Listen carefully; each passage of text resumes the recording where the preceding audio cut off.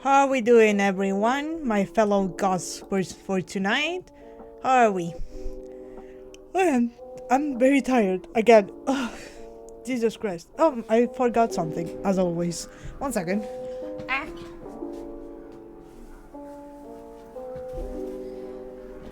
Alright, here I am. I have pasta. Nice. Ding ding. Some food. Cory's going to be Viking, that's fine. We're going to be here probably when she gets back. Hello, Shelter. Yes, raccoon time. For anyone who doesn't know this game, I also don't know this visual novel. I only know the very little that I have read, which is basically what I just put in the title of the stream. We're just lost in a cursed mansion. We go in blind, exactly. I need to not make an announcement. It's not an announcement. It's just me saying that this is a gothic story, which means there might be some things that you might find disgusting in the story. I don't know if there will be any. It has been sold to me as a gothic story, and if it follows the type of gothic stories that I like to read, it might be at least a little bit disgusting. For anyone who doesn't really watch anything that has to do with gothic stories, just think, what's a good example? Oh, Crimson Peak, I think is the name of the movie. Guillermo del Toro directed it, and it is very good. The gothic stories usually surround a single character who's either lost or confused by their surroundings. They're in an area they're not familiar to, or they used to be familiar with. The place is usually haunted or like in ruins, which makes sense that we're in a mansion that's like haunted or cursed or whatever. Usually only one main character. It's either a man who lost a woman he loved a lot, or a woman who, for some reason or another, finds herself in a place like that. Usually it involves a lot of ghosts, but vampires are also part of the gothic storylines. Demons are also part of it. Anything that you might think it's horror-sided, it's probably gothic. Hell yes, give me all the disgusting and gothic stuff. Exactly.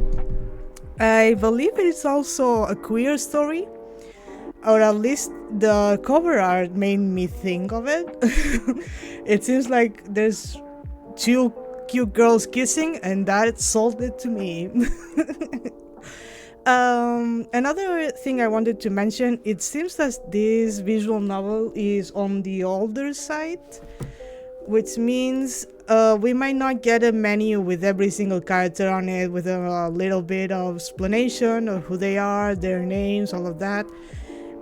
This is something I do a lot when I read visual novels myself, which is I have a notebook with me here, and I have a pen, so I write down all the characters, what they do, if they're important, if they're just side characters, if I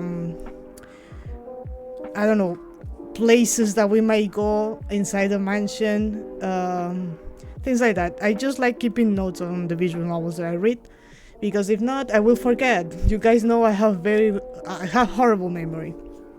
But yeah, I'll try and keep everything in order with me, so if you guys feel lost or whatever, I'll try and answer. But just a reminder to everyone, my memory is horrible. But yeah, I do recommend that if you have pen and paper, and if not, maybe on your phone or something. But I'm a pen and paper person. I'm old.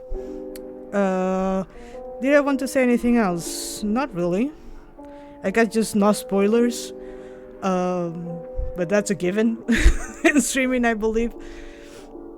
Hell yes, gothic lesbians or bi women, we don't know. Yeah, it does seem like it's peak gothic times thing, Frankenstein, you know, that area, late Victorian basically, which will probably be more like lesbians, if I'm being honest.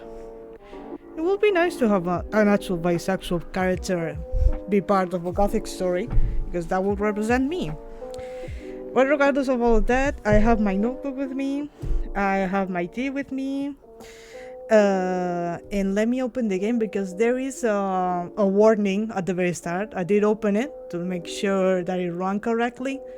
So let me just move over here. Oh, before we go into gothic stuff, do any of you want name the last member of my team in Let's Go?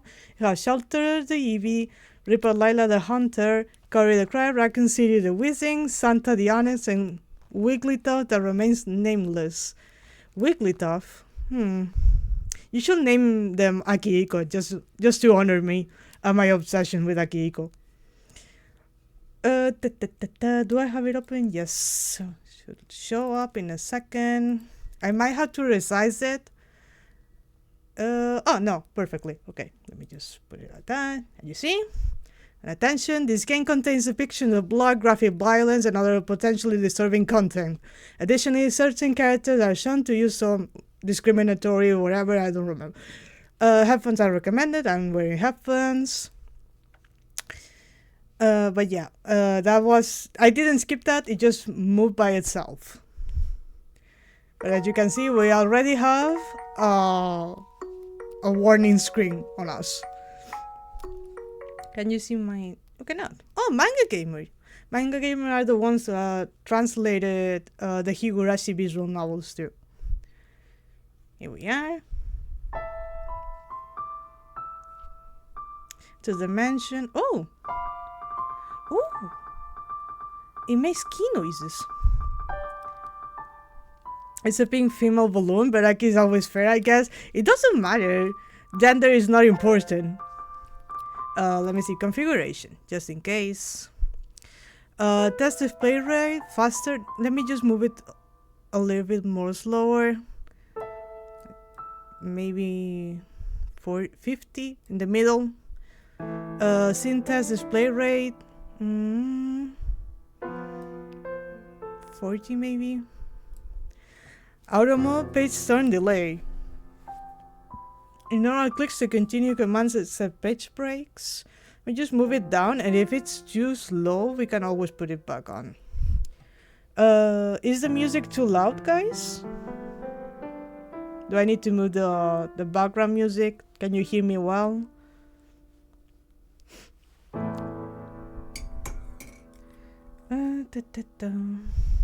Sounds okay to me. Perfect. Right, let me just get some tea.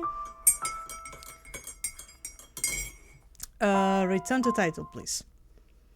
Okay, so as you can see, we have a very jury looking menu, so probably lesbians. I think it's balanced for the moment. Good.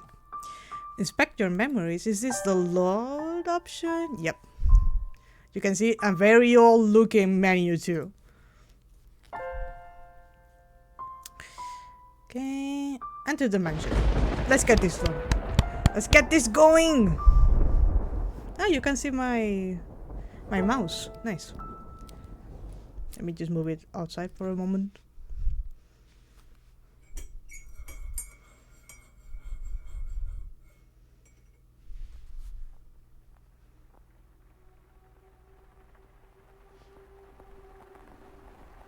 Oh, rain. There is a house.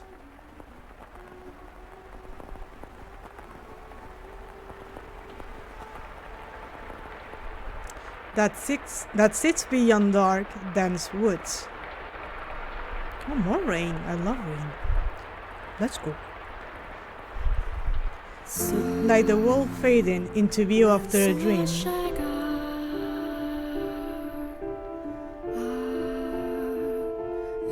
That old mansion appears before you.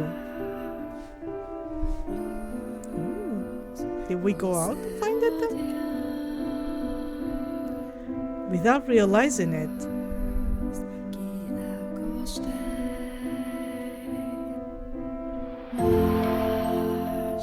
You instinctively accept as truth the events unfolding before you.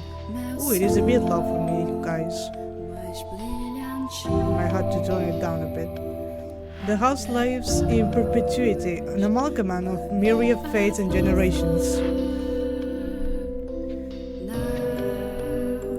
No one knows who first said,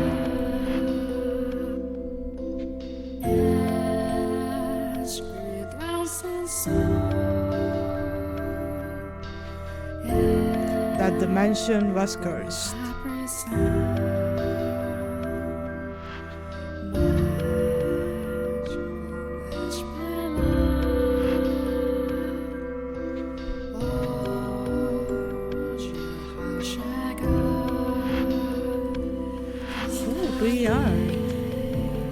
Yeah, the creepy place is in the middle of nowhere. Certain someone will love the place.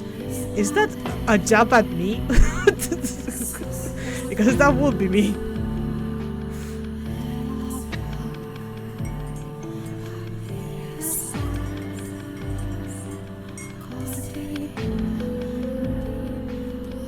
Not to talk all over the music, but this kind of sounds very much like Nier Automata. The music, I mean. I can see it myself. like playing in the background in the main area, the city area, the main hub. It gives that vibe.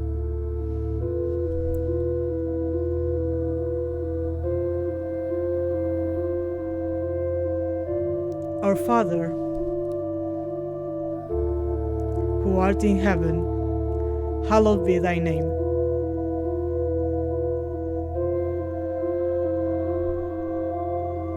Have mercy on me, O Father.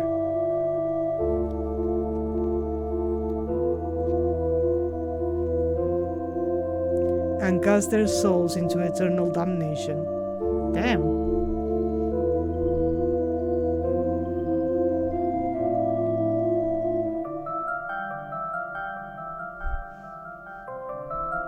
I was looking down upon a corpse. Oh, okay. Can I open the menu? No? How do I open the menu? It's not escape. Is it control? It's not... Nope. Okay. My own corpse. Oh. I'm dead. Then let me just lower it up a bit for you guys. Just a little bit. So you can hear me over the music. Is that too loud? Did I move the music a little too much?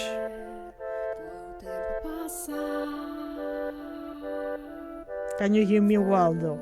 Because the music is still a little bit loud for me and I was trying to move it down on the menu. Jesus, that is very loud. Let me look up how do I move down. How do I open the menu? Fata, Morgana, open menu. Keyboard control, yes please. Space, enter an F, advanced tab, control, skip, A, automatic mode, high touch button, I'm working on controller setup for it. Okay. Hover button right off screen. What do you mean?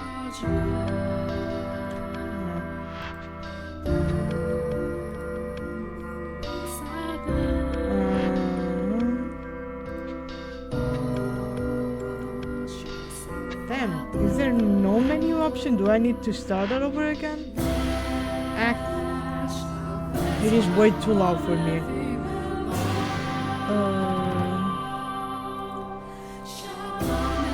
Just stop this.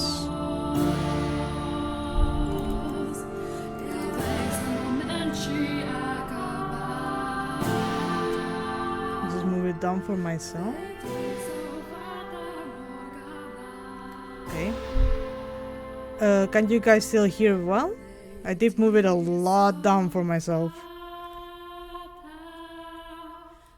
It kind of looks fine on OBS for me, but because the last time I did this, my stream kind of went, what's the word? Silent. Yeah, it's looking good? Okay, perfect. My own corpse. I was afflicted with great despair at the sight of it being dragged to the place of my crucifixion. Jesus fucking Christ, okay. Yeah, I just did that, but the last time I did that was on that one Persona stream, and then the music, it wasn't playing at all for me. My soul crumbled, and I was wholly extinguished. Oh. Indeed, I did once lose everything. However, as I faded into darkness everlasting, I heard a voice calling out to me. And so, I vowed once more that no matter how long it might take, how great the obstacles that stand in my way, or what form you may assume, I shall come back for you. Ooh, is this a love story? Ah! That I must return to that house. So I ask of you, please wait until this mutilated body arrives there once more. Ooh, this is so gothic! Ah! I'm so happy! Your consciousness, wavering like a ship at sea, was slowly drawn back to the surface. There. With each new breath, feeling gradually returning to your fingers. Master. You could hear the pattering of rain from somewhere. Master? And the sound of a crackling fire. Wake up, Master. Creak, creak, creak. Wake up. And you came to. You were rocking back and forth in a rocking chair. The room was dimly lit. Aside from the flickering of the fireplace, there was no other illumination. No light shone through the closed windows. There was only the pitter-patter of rain on the glass. It was as though the whole mansion had been enveloped in darkness. Oh, splendid. You have finally awoken. I have, yes. Someone called out to you. You were about to search the room, but that turned out to be unnecessary. The source of the voice was crouching beside the chair, looking up at you with emerald eyes. Oh, hello. You're beautiful. And I'm single. Good morning, Master. Oh! I'm into that. Hi. Good morning? Or just... Good morning. Be nice, be kind. Say hello to the lady. What is the matter? Are you still waking up? You seem rather drowsy. Come now, you must gather yourself. Though I am glad to hear your voice. Oh. Oh, come on. I have simply been waiting so long for this moment. Tending to the mansion all by my lonesome, ensuring it was ready for your return, whenever that may be. When I caught sight of you through the window, my heart fluttered. Ooh, the time had finally arrived. And I did too, ayo! You were perplexed. I sure am. This woman, who looked like a maid, seemed to know you, but you had no memory of her. That's fine. We can make new memories. What kind of herbal tea would you like to start your day with? Chamomile. I have some wondering. Chamomile leaves! Let's go! She knows me! Would you like? Yes, please. I love chamomile tea.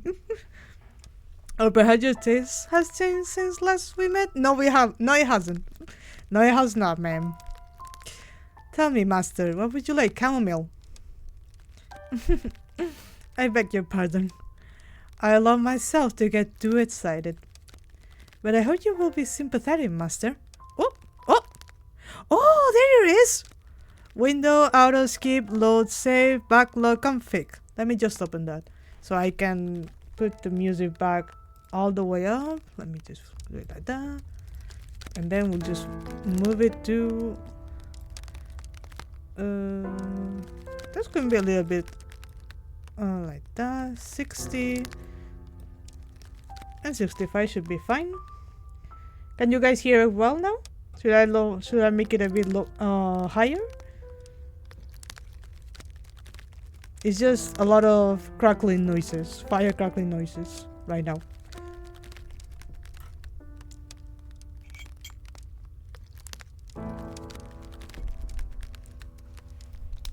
Let me just write down over here question marks and made while you guys answer with them. Oh, sounds good. Perfect. Right, so let's go back. Return to the game, please. Oh, so I can save. Let me just save. We'll save. Yes, please. Back.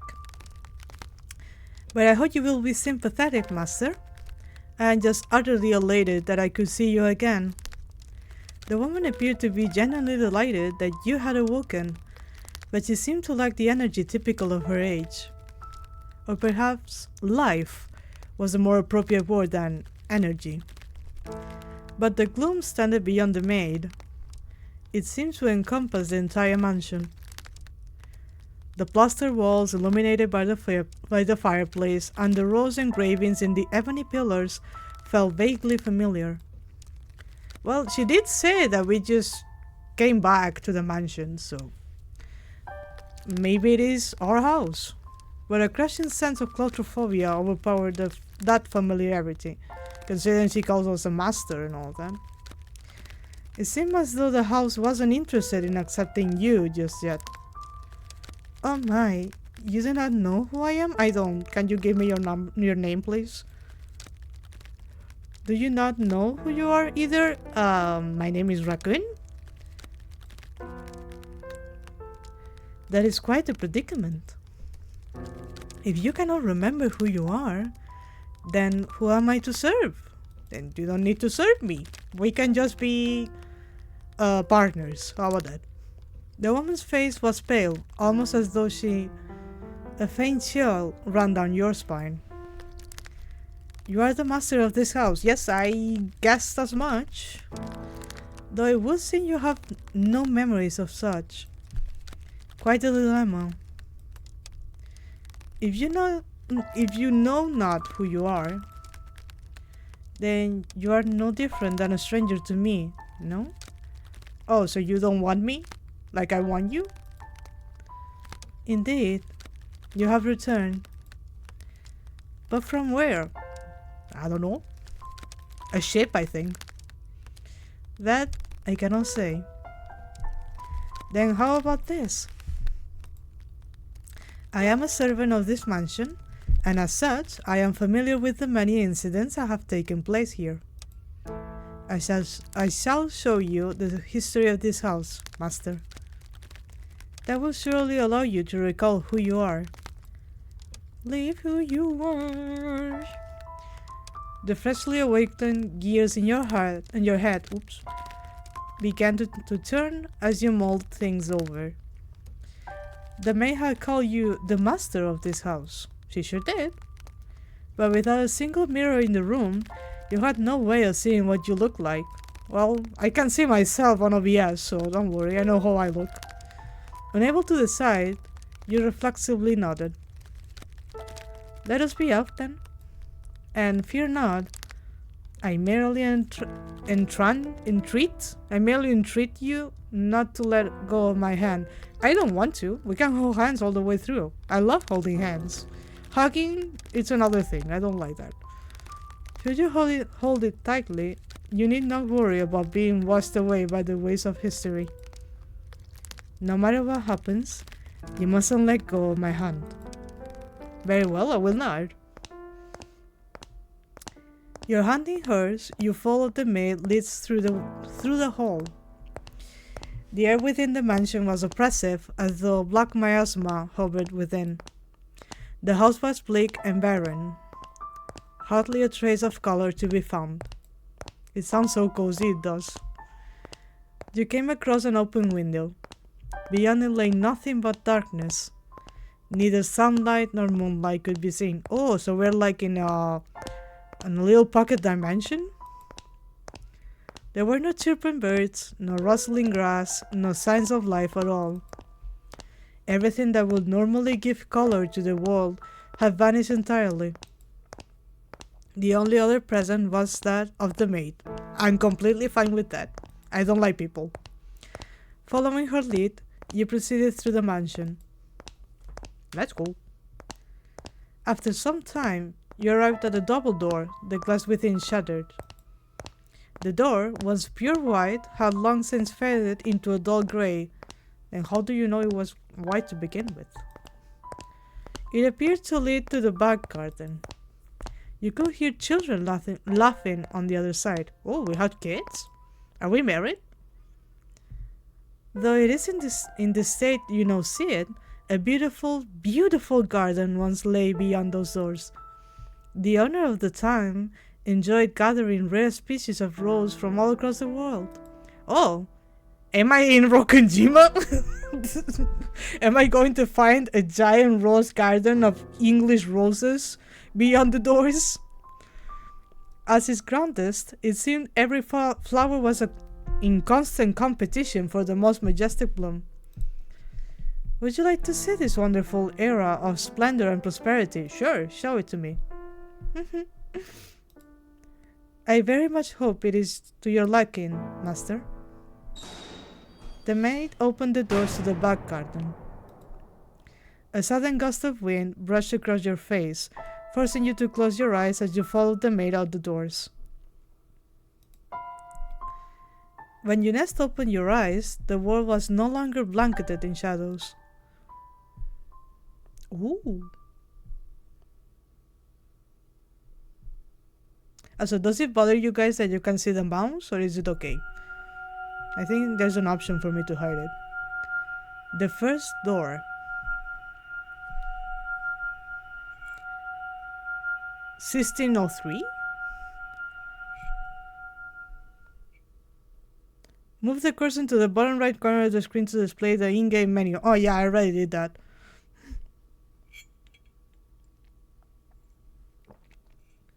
Okay, is that the game telling me to save? I don't mind it, nice. The mansion had an alluring air of beauty about it in that era. It was almost like something out of a fairy tale. Then let me just save, because the game told me. Oh, did you go? Did it save? Save again. Thank you. The mansion had an alluring air of beauty about it in that era. It was almost like something out of a fairy tale. Oh, so we're actually in 1603, the year. This period of history could perhaps be described as a symphony of destruction, as cumbersome principles of old come crashing down. Free from the day-to-day oppression of these antiquated precepts, the people seem to hark back to the more poetic, expressive ways of old. They took these newly blossoming emotions in hand, and with them they wrote literature, painted portraits, composed theater, and found love. Even the church, which had maintained authority throughout the Middle Ages, embraced the changing times, adopting the culture's flowering sense of aesthetic. War will break out not 20 years from then, plucking the ripened era from the tree of history, but that is no concern to us now. 1 second, guys, I got a message from work. Let me just do this. 1 second. Why do they always send me messages so late at night?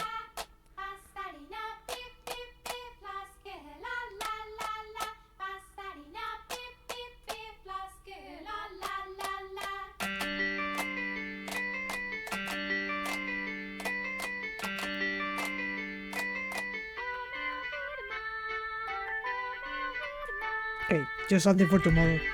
Let me just move the background a little bit more. Like that. Okay, perfect. At the time, it was still what people referred to as the Golden Age, a period of furor for all who were there. English. Now let us take a slight detour. No, we will not be changing locations. This is a tale about the mansion, from beginning to end. We will, however, be moving through time. Oh. Say, about 8 years into the past.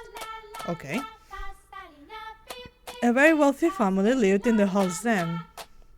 The mother and father, brother and sister all had distinctive, beautiful flaxen hair. What is flaxen? Does anyone know? I was always enamored by their hair. By contrast, mine is the color of a wet crow. Oh, white crow is just black. What do you mean? See, there I am, standing around, looking rather a fool. I was happy back then. And what reason did I have not to be, afforded the opportunity to attend to such a beautiful home? So I poured my heart into serving that family. Listen closely, if you would. That soft, fleeting sound that could only be a young girl singing. Can you hear it? I can. Oh, look at her. The girl you see, cheerfully picking crimson roses and singing like a songbird, was called Nellie. Google says flaxen is a pale light, yellowish gray, I guess? Basically very light blonde. Oh, okay. So, kinda like this, what the girl has. Though young, she sang with elegance. Nellie was deeply fond of the house's garden, and she would often spend her afternoons there. Gorgeous roses gathered from all across the world bloomed in the garden. They were given the utmost care and even had their thorns removed. So young Nellie would not hurt herself, naturally. The light brown-haired girl carefully plucked petals from the roses, gathering them as she sang. Her voice was like music played by fairies. Nay, the sight of her was like an angel descended from heaven. Oh dear, please don't look at me like that. I admit I was being rather fanciful. But what is a woman is not fanciful. Little bird, singing night and day. For your little birdie heart, sing your woes away. Pretty flowers all around the little birds. And even when the sun comes up, oh, dearest Mel, I've forgotten what comes next. Are you listening? Nellie was, as a matter of fact, not the only visitor to the rose garden that day. She always came with her older brother, Mel. So Mel and Nell, the young siblings were inseparable. Mel adored his little sister, who in turn pined for his attention. The sight of the two innocent children cuddling together, not yet shackled by fear for the future, was truly heartwarming. That day, Mel was sitting in the shade of a tree reading a book. Let me actually write down the names. So, Mel, Kid, 1600s, and Nell, also a kid. Let me say, girl from the 1600s. There you go. That day, Mel was sitting in the shade of a tree reading a book. As I am sure you are aware, in their time, books could not yet be mass-produced. What he was reading had been copied by a scribe. So it was a manuscript. I presume he had borrowed it from the church. The book, having passed through many hands over many years, was visibly worn, but I suppose that just speaks to its importance. It was, in fact, a Latin grammar textbook he was reading. Mel was a clever boy. He had attended church from a very young age, where a priest would instruct him in Latin grammar. Well, then it was a very big church, considering that not even the priest would know Latin back then, but sure. So at that time, I believe he was capable of reading even advanced tests. Oh, dearest Mel, please. Why is this giving kinda like Karamine twins from Vocaloid? We have Len and Rin. The young girl approached her brother, who was consumed by the test. In her hands, she carried a large pile of rose petals. Though his sister's shadows overlapped with the trees, the boy still did not notice. So Nellie puffed her cheeks, thrust out her slender arms, and let the petals fall. Ah! Look, your head is covered in roses, Mel. Oh, Nellie. You got petals on the book. This isn't mine. I can't afford to let it get dirty. The Karamine twins, destined always to horrible endings. Yeah. It's your fault, there's Mel. I tried to get your attention. And besides, flowers won't get a bug dirty. I must raise the white flag. When did my little lady find herself such a sharp wit? While waiting for you, dearest Mel, I waited, and you didn't so much as glance at me. I'll be an adult by the time you're done reading that book. Wow, that soon? That soon. Mothers say girls grow up fast. She might be right. In that case, we should do something together before you're all grown up. Surely you won't play with me any longer when you become an adult. That's not true. Oh my god, 1 second, guys.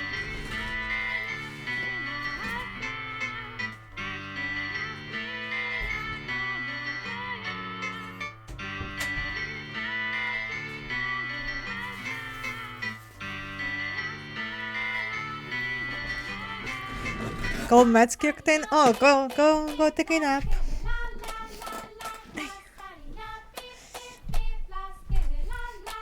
That's not true. I'll still play with you, even when I'm a grown-up. But grown-ups don't play, Nelly. Fine. I'll stay a child forever then. Didn't you just say you were about to grow up?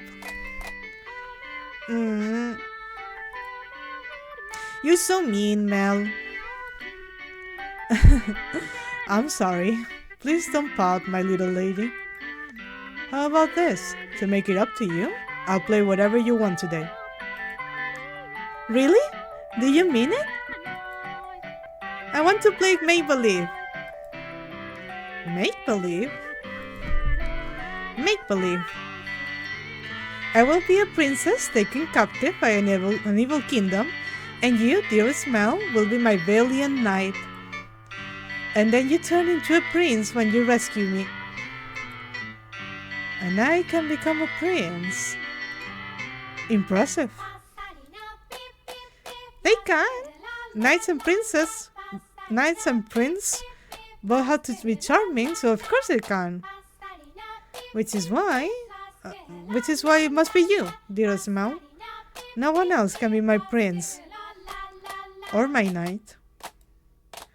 While he may have appeared outwardly embarrassed as his rose-cheeked sister proclaimed pratingly, Jesus, how many words! I am certain he was smiling on the inside. After a few moments, he meekly knelt, bringing himself to eye level with Nelly, and gently stroking her soft hair. All right then. You're my princess, Nelly. And not just anyone's princess, dearest Mel, but yours alone. So, don't be anyone else's prince but mine, okay? Nelly. Jeez, my princess is quite a fawner. Is that bad? Does that make you dislike me? Not at all. I'm proud to have you as my sister, Nelly. You mean more to me than anything in the world, my dear princess. I love you, dearest Mel. You'll always be my prince, forever and ever. Her mood quite improved. Nelly began humming to a melody of the song she had forgotten the lyrics to. Holding the skirt of her dress off from her body, the young girl pranced about the rose garden.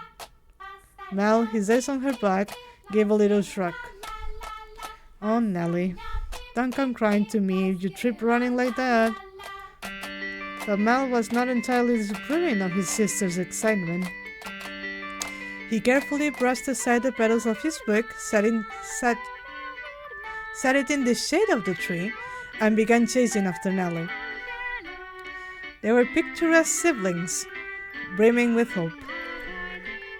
And at this time in their lives, there was nothing to jeopardize that hope. They are raising death flags left and right, yeah. I mean, they are dead. If we're back in time, these two guys are absolutely dead. Will it not be wonderful if children could save children forever, Master?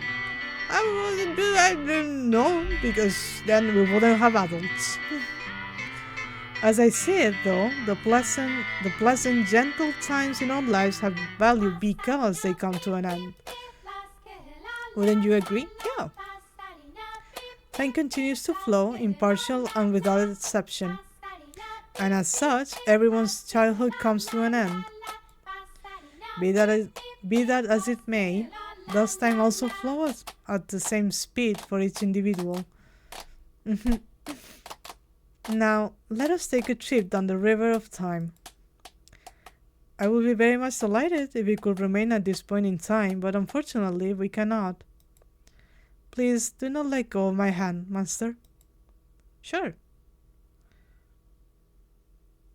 It does have very Umineko transitions, though. Do I need to bring Umineko all the time? Yes. Yes, I do. Oh, are we in a church? Oh, my cat is back. 1 second.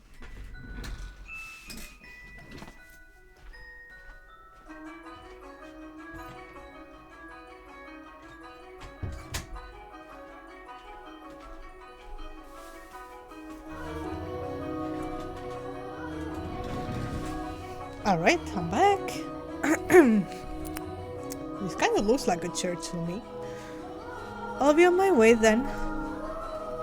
Oh, you usually stay for longer? Yes, I have an errand to run today. Thank you for your time, as always. Would you like the book back sometime next week? Next week, or the week after. Hold on to it as long as you'd like. But surely there are others who want to use it. Not as sharp as you, Mel. Put yourself in my shoes and you'll understand. I want to give you any advantage you can get. In a way, time is the only fair thing there is. Time does not care for status or importance or anything really. It just flows. Exactly. It goes and goes. Oh, do you not believe me? No, I believe you, Father. And I mean to do whatever I can not to disappoint you. That's the spirit. If you need anything, don't hesitate to ask. I'm proud to have you as my pupil. Ah yes, and Mel, do you consider what we were talking about? Going to university? Indeed. If you do, I can introduce you to some accomplished instructors. Baby, what are you doing? They're not? No. No. Exactly, you leave that. There is very little left for me to teach you, and I believe you will make a fine priest. Well, if he doesn't have a male sibling, then he cannot. You see, he's the only heir to the family, so... It's an honorable thing, Mel, to devote yourself to the service of our Lord. I don't think he wants to. I'll give it some thought. He doesn't look very sold on the idea, though. You'll excuse me, then. I'll see you again. Our doors are always open. Farewell.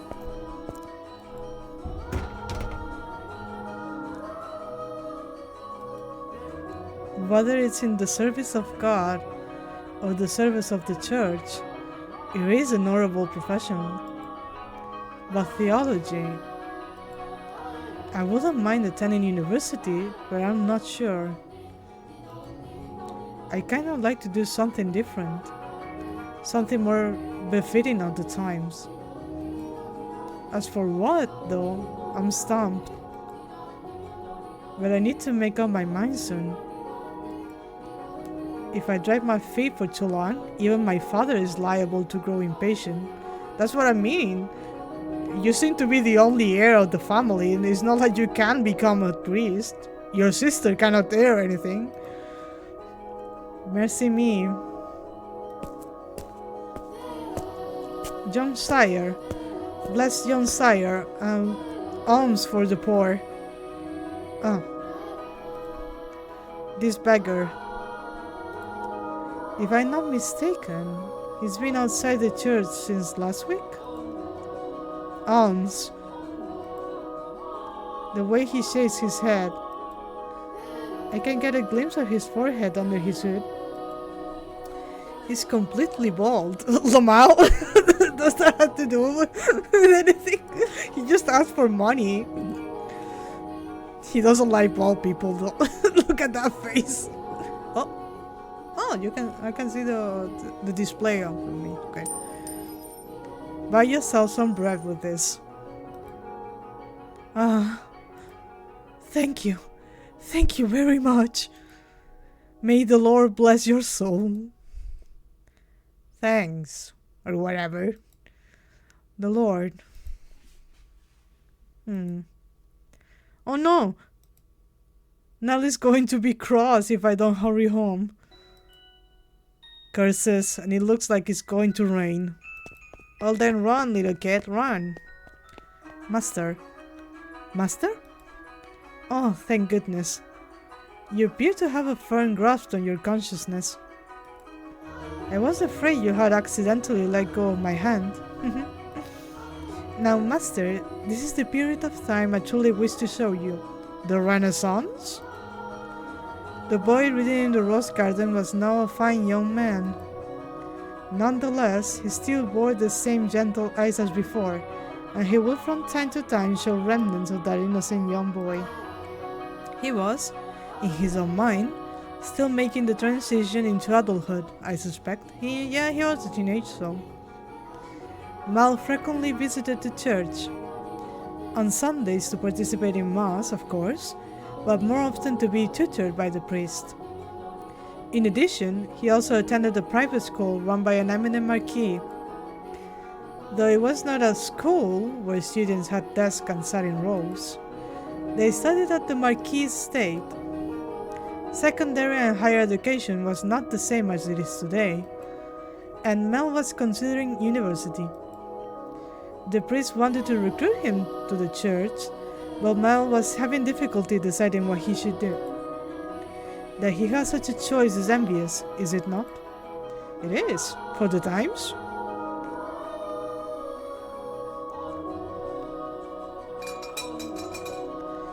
Good afternoon. I'm here to pick up my order. Is it ready? Hey, ready and waiting, young Master Rhodes. Oh, don't call me young master, please. I beg your pardon.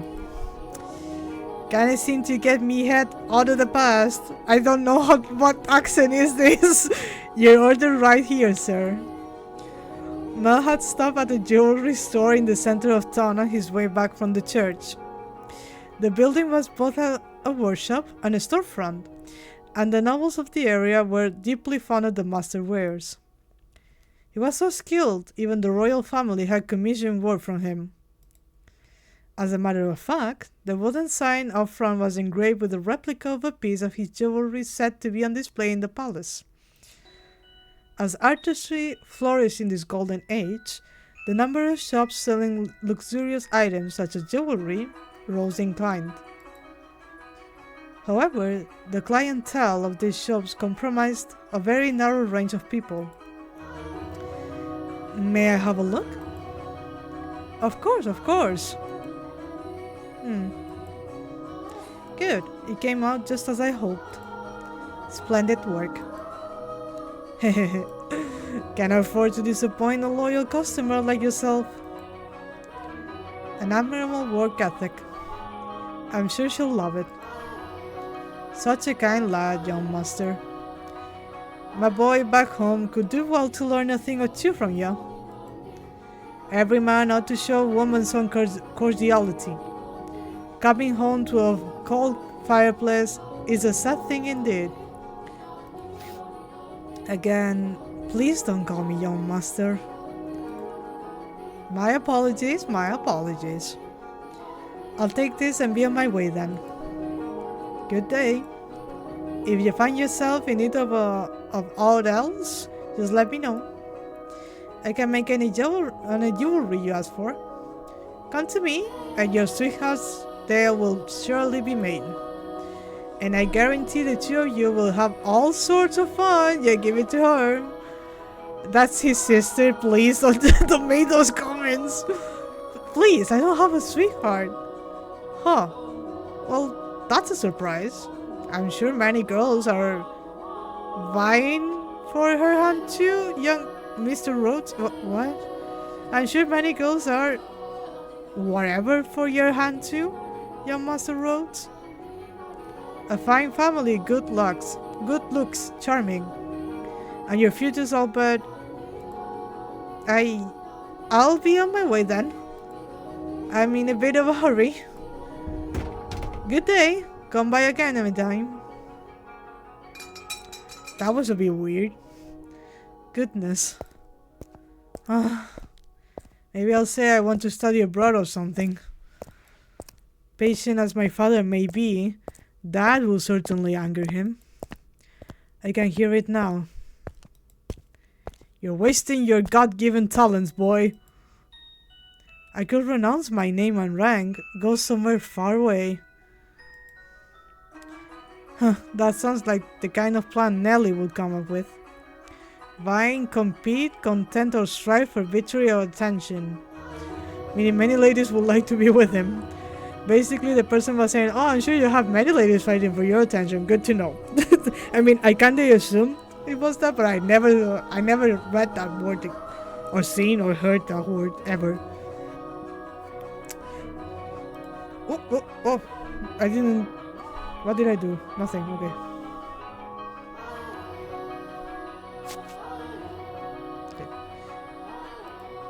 As he drew closer to the mansion, the rich fragrance of roses grew more prominent. Over time, this distinctive scent had led visitors to refer to the house as the Rose Manor. It was also probably a play on the flaxen-haired family last name, Rhodes, which you could heard the owner of the jewelry store say just a moment earlier. The mansion looked quite different than it does now, no? No thickets of ivy covering the walls, and no rotten, broken doors to be found. I wonder what the Rose family will think if they saw the house in its present tragic condition. The sight of their abundantly blooming roses, a veritable symbol of prosperity, long since withered and turned into soil. My apologies, I got a little sentimental there. Let us forget, for a moment, about our own time. I suppose I stayed out a little too long. Oh, well, the sun still shines high in the sky. I'm sure it's... Dearest Mel, what took you so long? Where have you ever been? I've been waiting for... ever. Nelly? You're not in the house? Man, the backgrounds are gorgeous. They feel like paintings. Yeah, they do fit very much the vibe of the Gothic.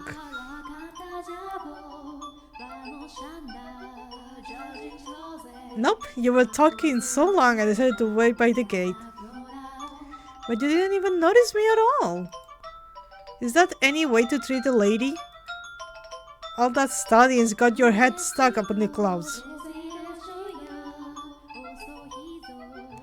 No, it hasn't. Really.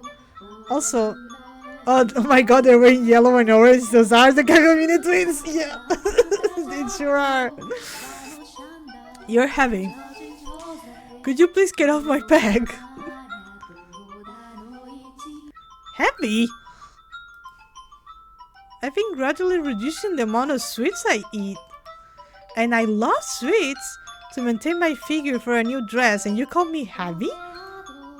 I didn't catch that. Were you saying a tongue twister? You're such a dimwit, Mel.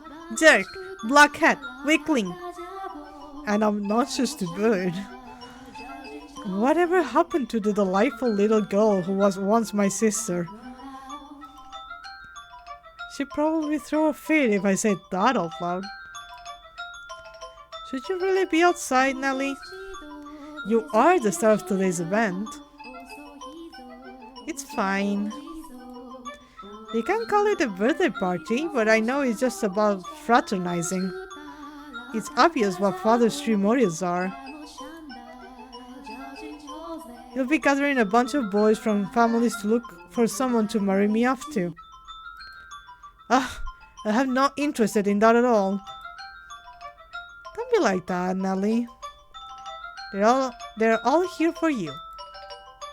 At least enjoy what you can of the party. I guess.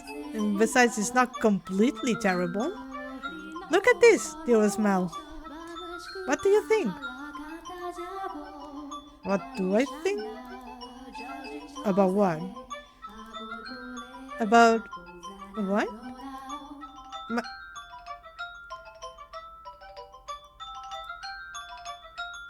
Mel? My new dress! It arrived! I'm wearing it! How could you not notice? I did notice it was something I hadn't seen before. You have so many dresses, Nelly, so... But this is the dress I have made just for today. Look at the colors. They're so pretty. Their white people names are not River and Leonard. Yeah. They're Mel and Nell. For some reason their parents were like, we're going to name them the same thing, just change one letter. It's the word of a renowned dyer. And this belt is just lovely. You see how it comes together to form a butterfly? Oh, I'm just absolutely in love with it. I think I'll be wearing this dress for a while to come. So, tell me, what do you think? Does it look good on me? Yeah, it does. It's pretty. In some ways, I guess she's still a delightful little girl. Oh, dearest Mel, I love you. Whoa, don't jump on me like that. Oh my, you dropped something. And what have we here? Wait, hold on, no. You can't have that yet. Is it a present? Give it back. I was going to give that to you later. I knew it. It is for me. And just what could it be? Hey, don't open it. What's the big deal? It's going to be mine soon anyway, isn't it? So what is it? Oh, I love it! A rose necklace. And this design. It's from the jeweler the royal family uses. Oh, my dearest Mel. You had this made just for me? Oh, jeez. It defeats the purpose if you open it before the party. Happiness is always better sooner rather than later, Mel. I think I'll put it on right away. There, how does it look? It looks lovely. My prince is still the sweetest in all the land. Don't make such weird noises. Oh, but why not? A prince always knows exactly what his princess wants. And this princess wanted some rose jewelry to go with her new dress. Understand? Hehe. Jeez, I sure don't have it easy playing your prince, Nelly. It might be about time you found a new one. A prince is a prince because you can't just find one standing on the street corner. If you want to retire, dearest Mel, you're going to have to wait another 10 years. Damn. That's a long time. Or if you find yourself a new princess, I'm not so... I think he's gay, I'm gonna be honest with you. You're about as romantic as a rock, dearest Mel. But worry not, your adorable sister will always be your princess. What more could you want? Are you really allowed to be the judge of that? I mean more to you than any other girl in the world, do I not? Then that makes me your perfect princess.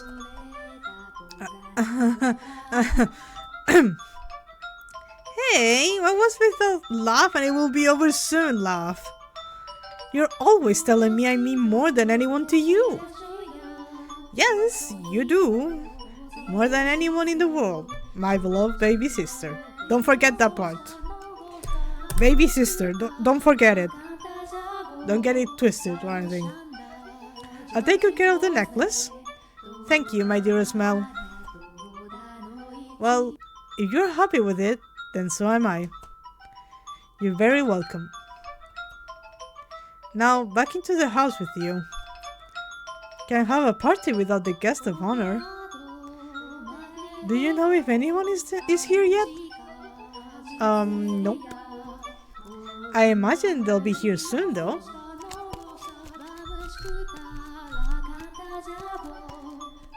Were you done at the church today again, Mel? Yeah, there was something I didn't know how to translate, so I went to look it up. Wow, so diligent.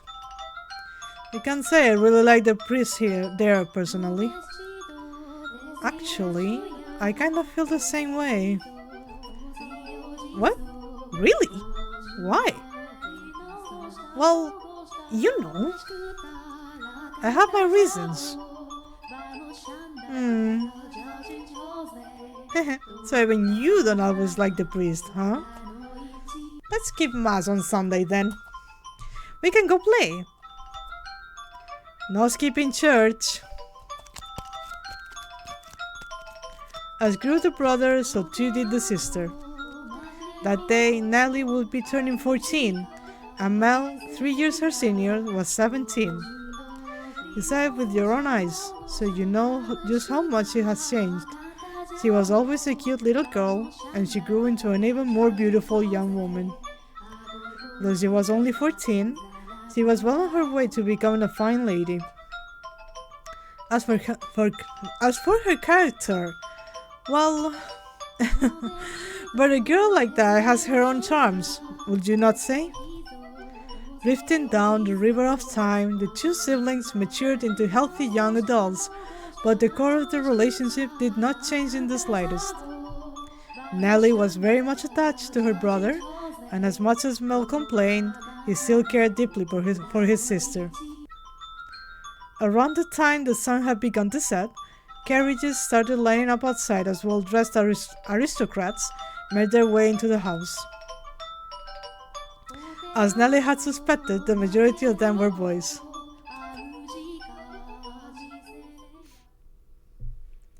Yes, I understand. Let me... I cannot save. There we go. Save. Yes. Should I make the test go a little bit faster, maybe? Test display rate. A little faster. Let me put it at 40.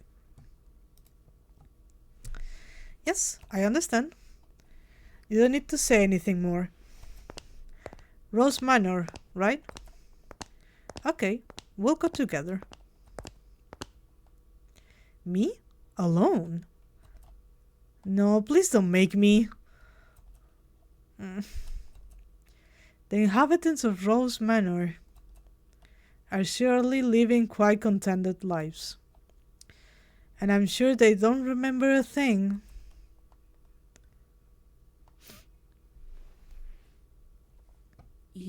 Oh.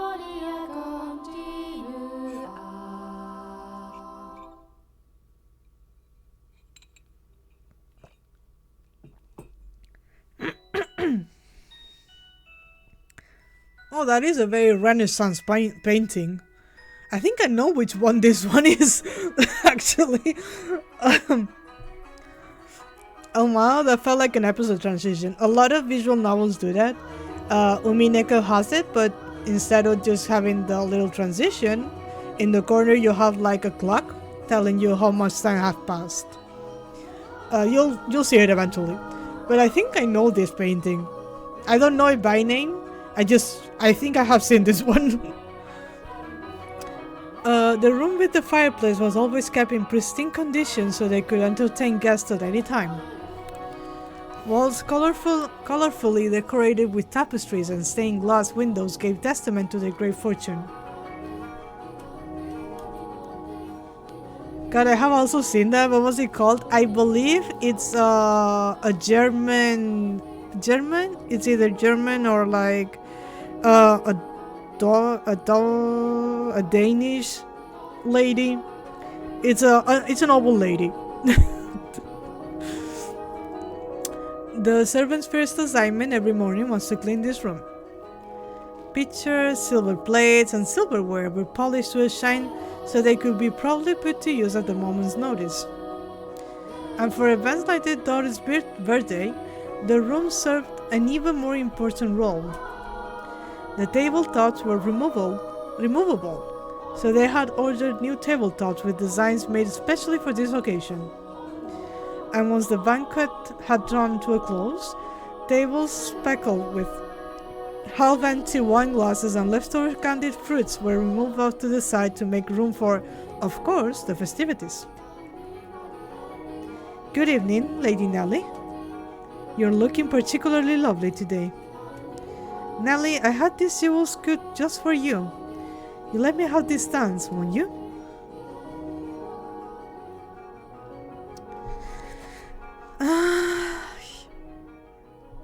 What's the matter, Nellie? You look exhausted. These are pretty good. Want one? I know you like sweets. They're apples candied in rock sugar, I think. You disappoint me, dearest Mel. What do you think is the matter? They just keep coming. Never ends. It's driving me up the wall. Everyone's just repeating the same lines they've been taught. They're all thinking pretty jewels and requests to dance are enough to make a girl swoon. But I think that is true for you, Nellie. Though, why is she disappointed with me? I think I'm done with birthday parties. After this year, they'll probably throw an even bigger one next year. Huh? Why? Well, you know, you're about that age, Nellie. Yeah, you're going to become 15, which means you're going to come into society. We are a reasonably distinguished family, so there are a number of different houses that would like to have connections with us. So what you're saying is do it for the family? No, that's not. I won't date or marry anyone. I have no interest in being used as a pawn in their inter-family politics. Pawn? I wouldn't go that far. And I'm sure father wants to let you choose yourself. You know, someone you actually love? Love? I never thought I would hear you talking about love, dearest Mel. You don't even understand what Shakespeare's play do. I read that so wrong. You don't even understand what makes Shakespeare's plays so beautiful. And you're talking about love.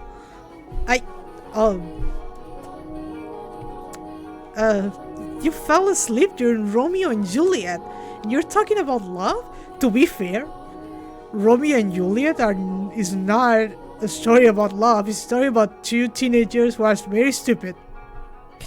So I would also fall asleep while watching Romeo and Juliet. We went all the way out to the Globe Theatre too. Well, pardon me for being ignorant when it comes to romance and the arts. But you're not, Nellie. Shakespeare's make-believe story made you cry like a baby. Anyone will cry at that. You had to be crazy to sleep through it. That's not what I'm saying. Someone as emotionally vibrant as you, Nellie, will have no problem finding love.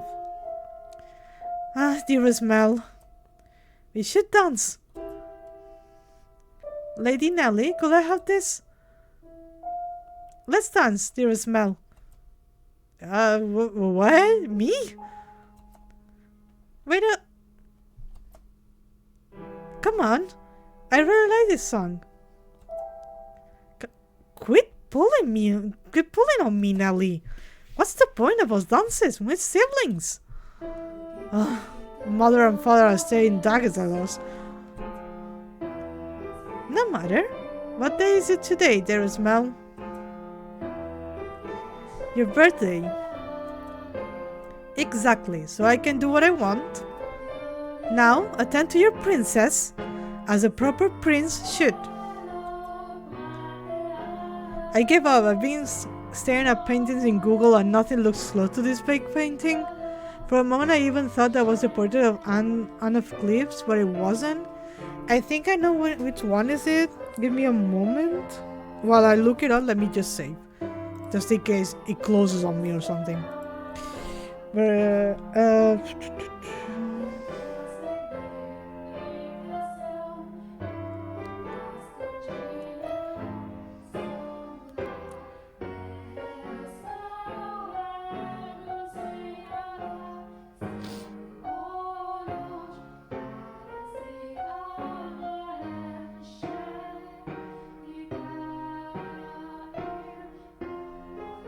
Just make sure it is this one.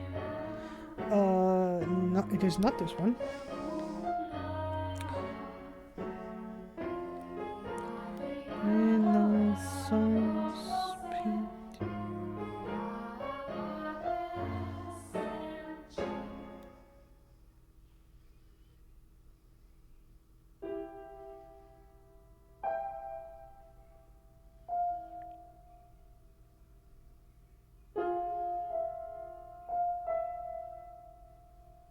I believe a YouTuber has it in one of their videos, so I'm just, because I don't want to be here all day looking at images. If not, I'm pretty sure that the wiki should have it. Let me just house in Fata Morgana painting maybe.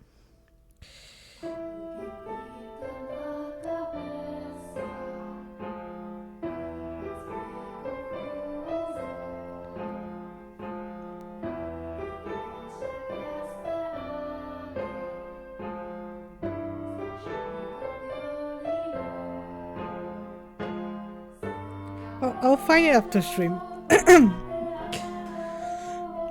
Oh jeez, how did I get myself into this? Nella's skirt fluttered along with her as she stepped in time to the music. She was not only a skilled singer, but a skilled dancer as well. Mel, on the other hand, fumbled over his own feet trying to keep up. One would be hard-pressed to describe his dance abilities as good, even as fluttery. Though boys of his pedigree were taught to dance as part of their etiquette lessons, he found himself more being dragged around by his sister. He could hardly be said to be attending to her. This is humiliating.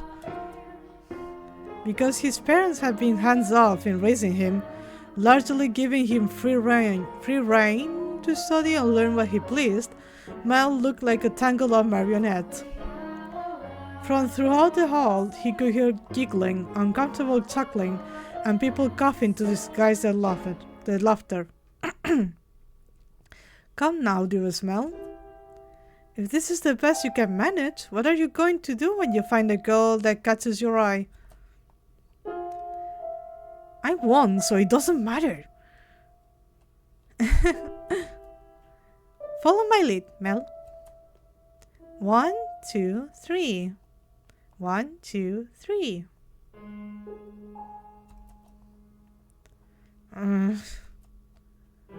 Nellie alone enjoyed her time dancing with her brother, and quite thoroughly at that.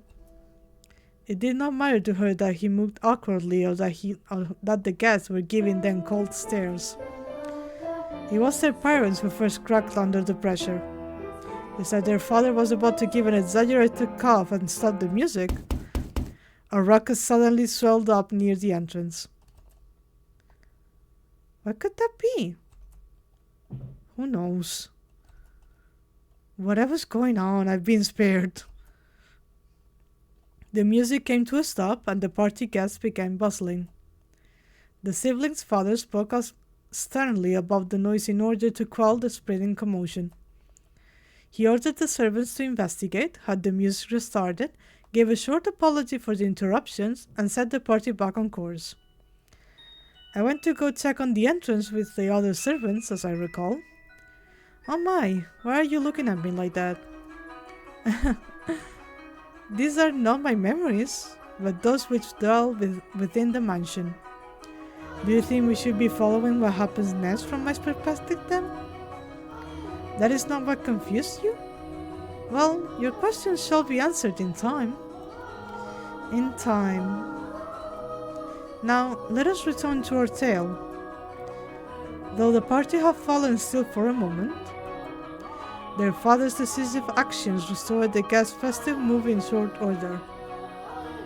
So it was not by any means the commotion that caused the ball to conclude earlier than planned.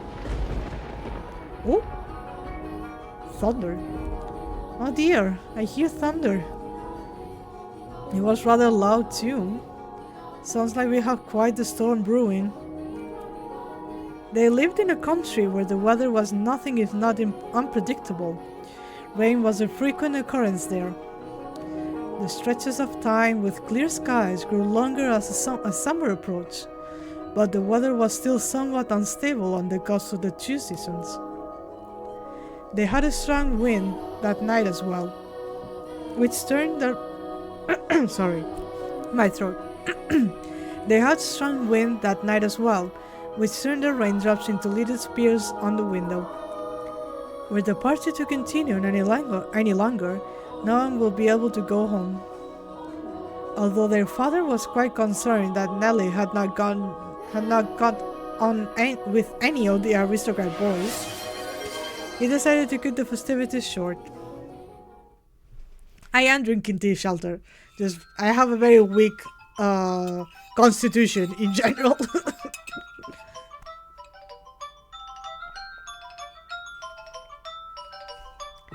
Thank goodness it ended early. How lucky I am. This must be a blessing for always being such a good girl. I'm not sure about having your own birthday party. Could sure counts as lucky. But it was no fun. I can't help it if I'm not enjoying myself. And for heaven's sake, Arthur was here. Arthur? Fuck him. I have no interest in dancing with that dunce. Arthur? Who's that again? Someone who was here? Unbelievable. You don't remember anything, do you, dearest Mel? He came over to play a few times when we were little. He's covered in gross freckles, and he's a huge jerk. He said my hair looked like the color of fallen leaves. Fallen leaves? Just thinking about that ugly smirk has me fuming. And yet he acts like nothing happened. He even calls me Lady Nellie, for goodness sake. Are you listening, dearest Mel? I'm listening. Yes, I am very much listening. I wonder what the ruckus earlier was. You weren't listening, were you? Who cares about that? Sorry, but aren't you curious? It probably wasn't another guest, at least. To be fair, some fallen leaves are pretty. If this was like a more straight visual novel, and say more straight as if I know if this is queer or not, but if people who have read Umineko are saying this is good, then it has to be queer. Basically, if there was just a straight visual novel, she would end up with Arthur because she mentioned him very early on, and she also mentioned him being a jerk. So that is usually how it goes. Maybe a cat sneaked in. You think so? I do. But enough about that. Would you like to play cards in my room, dearest Mel? Seriously? I'm exhausted though. It's not even that late. Fine. Something feels kind of off. A cat? I want to go check. Come on, hurry up. Hold on.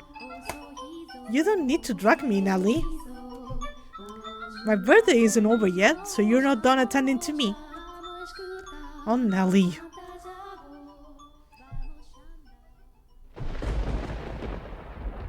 This is the same thunder sound that they use in Umineko, by the way.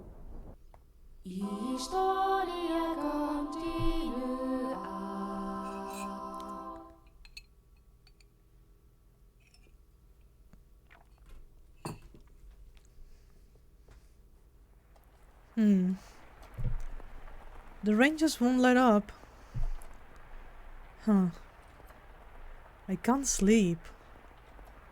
I wonder what the commotion earlier was about. Oh, for goodness sake. It's all the storm's fault. That's why I can't sleep. What do you mean? It's very calming to sleep when it's raining outside. And just fretting over nothing. Sure, Nelly was right. It was just a cat. Maybe a dog? Oh. I can't sleep. Yeah, that is the thunder from Umineko. I hardly ever have this much trouble falling asleep.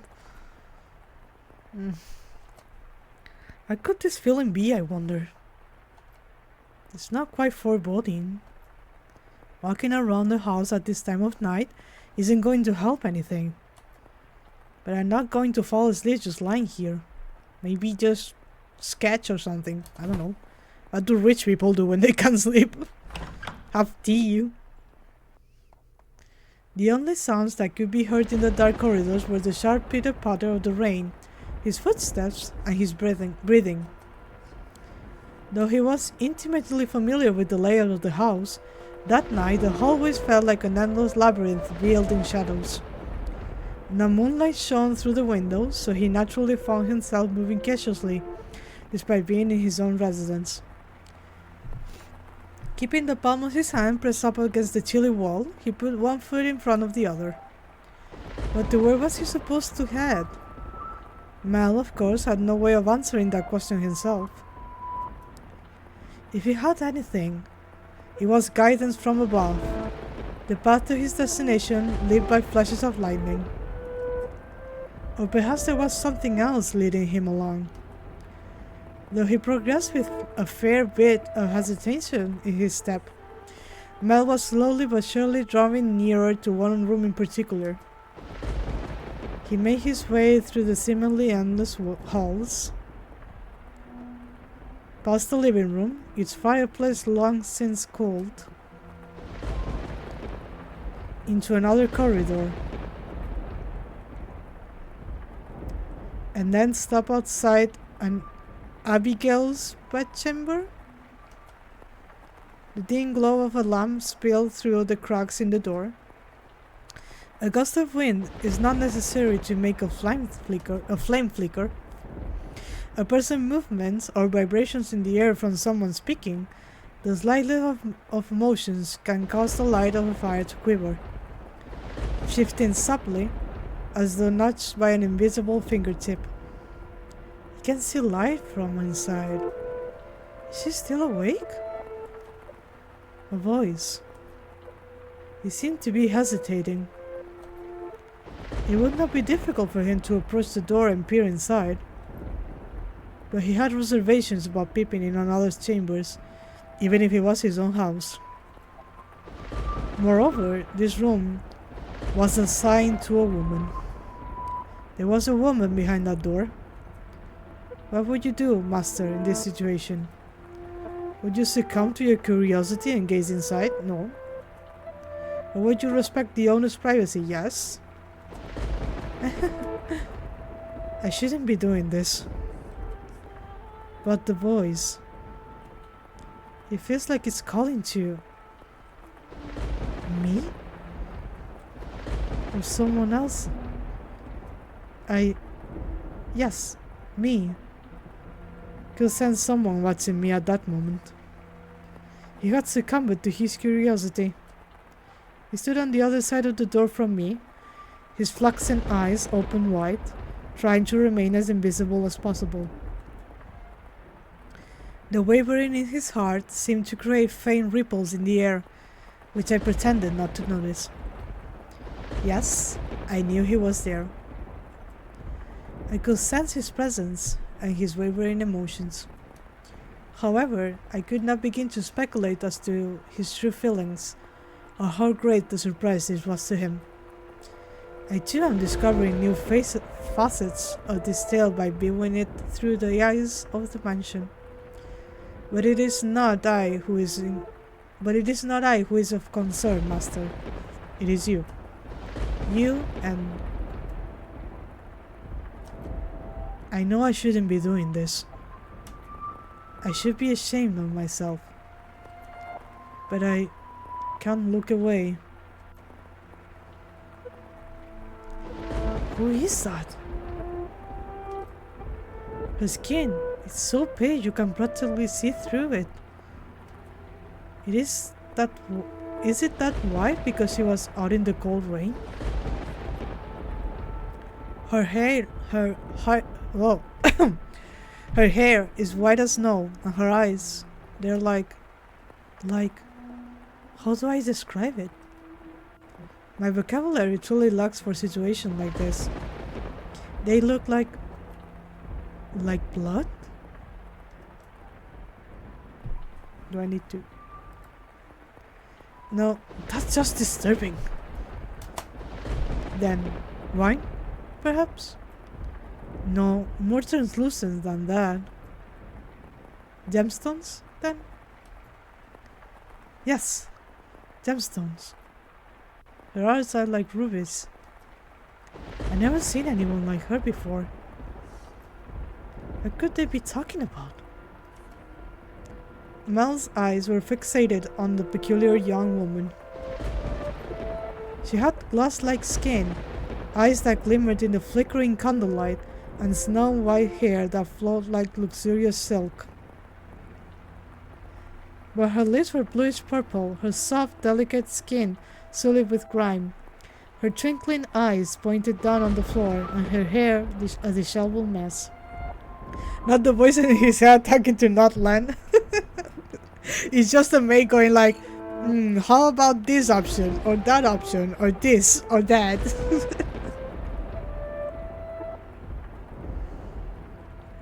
She was, even at a glance, clearly not a lady of means. So she was poor. Everyone, she's poor. She's very poor. She has no money. Make sure you remember that she's poor, okay? The tips of her fingers were cracked from the cold, her nails pale from malnutrition, and her garb little more than rags. However, true beauty is always visible, no matter what it may be hidden beneath.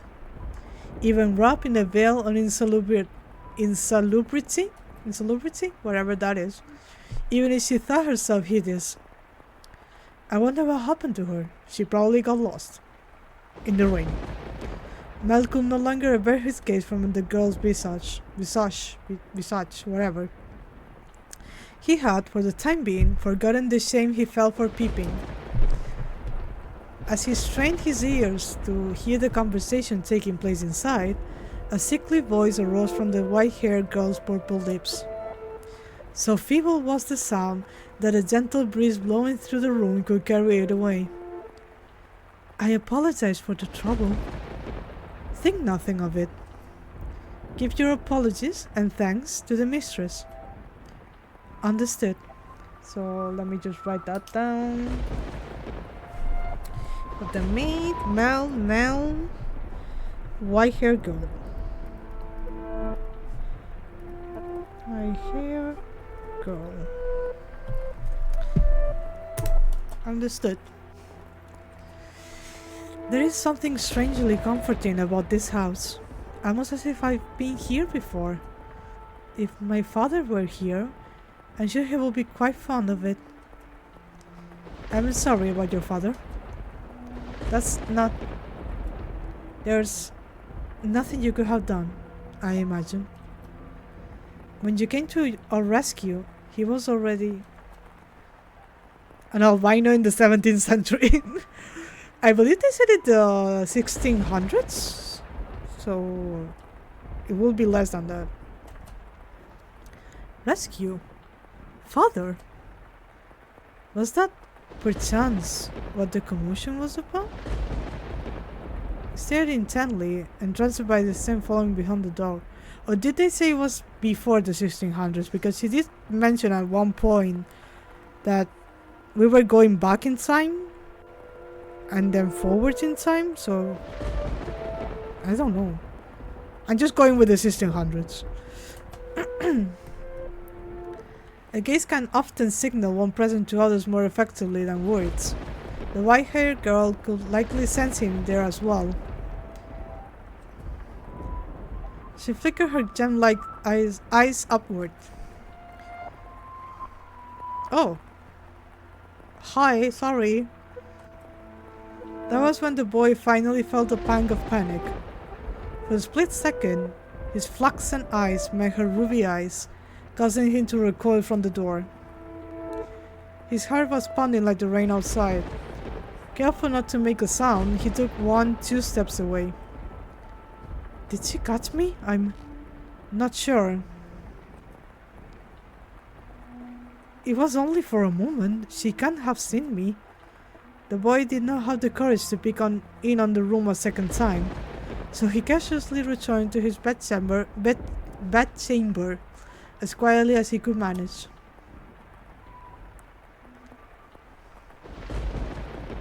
I'll just drink some more of my tea.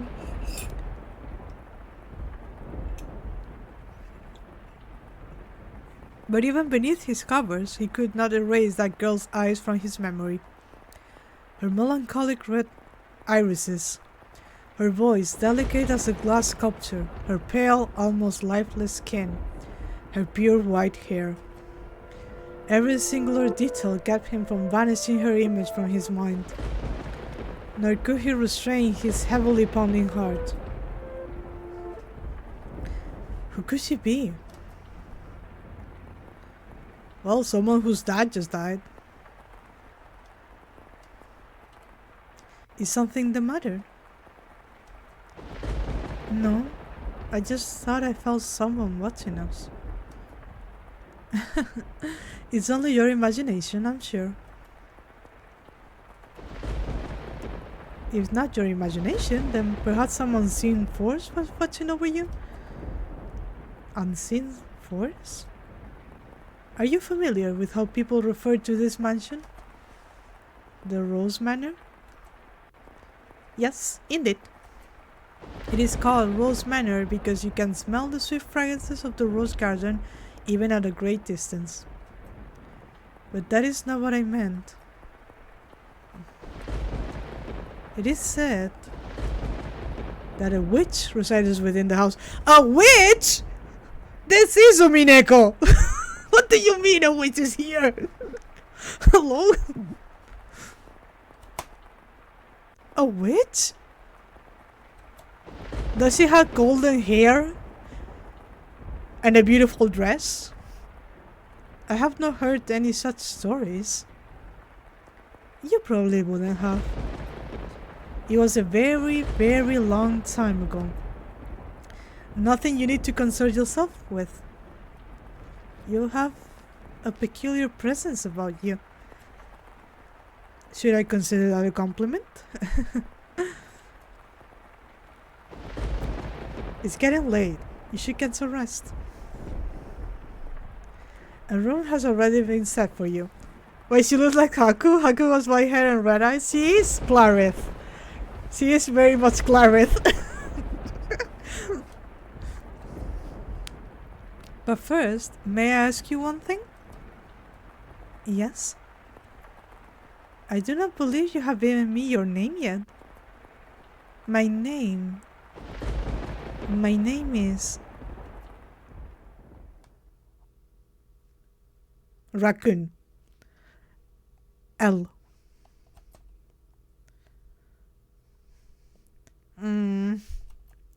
Wake up! Get up, Mel! What? Huh? It's morning. Raquel? I think it's probably just her just going Mel and just only hearing L, but maybe. You disappoint me, dearest Mel. It's very much long since morning. I didn't see you at breakfast, so I came to find out what was the matter. I've really been asleep that long? And father is too lenient on you, dearest Mel. Oversleeping is hardly proper behavior for a firstborn son. I know. But before that... Yes, dearest Mel? What are you doing in here? You can't just go prancing into a boy's bedchamber. Leave that to the servants. I did send one for you. You're the one who refused to wake up. Besides, it's not like we're strangers. We used to sleep together all the time. I guess we do not have the luxury to know her name yet. Probably we'll learn it now at breakfast or something. That was long ago. Things are different now. Oh, you're overthinking it, silly. Now hurry up. Out of bed, sleepyhead. Alright, I'm getting up. So you can see yourself out. Oh my, you look awful, dear Mel. For someone who overslept, you look like you didn't get a winkle last night. You think so? You didn't go out on the town last night, did you? It was storming outside. No. Naughty, naughty boy. I would never. You know that. You squeak it. I don't think I believe you. I didn't go out last night or anything. I'm tired because you have me playing cards until late, Nelly. Hey, we weren't playing for that long. Besides, look at me. I got up just fine. Anyway, shoo. I can't get dressed with you in here. Fine, I'm leaving. Oh, I almost forgot, dearest Mel. What? What now? Come on, no need to be mean. I'm sure you'll be quite surprised at the news. Oh? At breakfast, which you missed, Father told us. Told you what? Do I really want to say? It sounds like you want me out of your room, dearest Mel. Please, Nelly. We got a new maid today from a house we have ties to, supposedly. I never seen anyone like her before. For supposedly coming from a good family, she isn't very graceful, and I never seen her at any social gatherings. But that's not the surprising part. Does that maid... She's peculiar. Has a very unusual appearance, that one. Have white hair? What? How do you know that, dearest Mel? Thanks, Nelly. Hey, get back here! Oh, for goodness sake, what's gotten into him? Bah. Well, he found his new princess, you could say. Let's save. Yes. And let's drink some tea.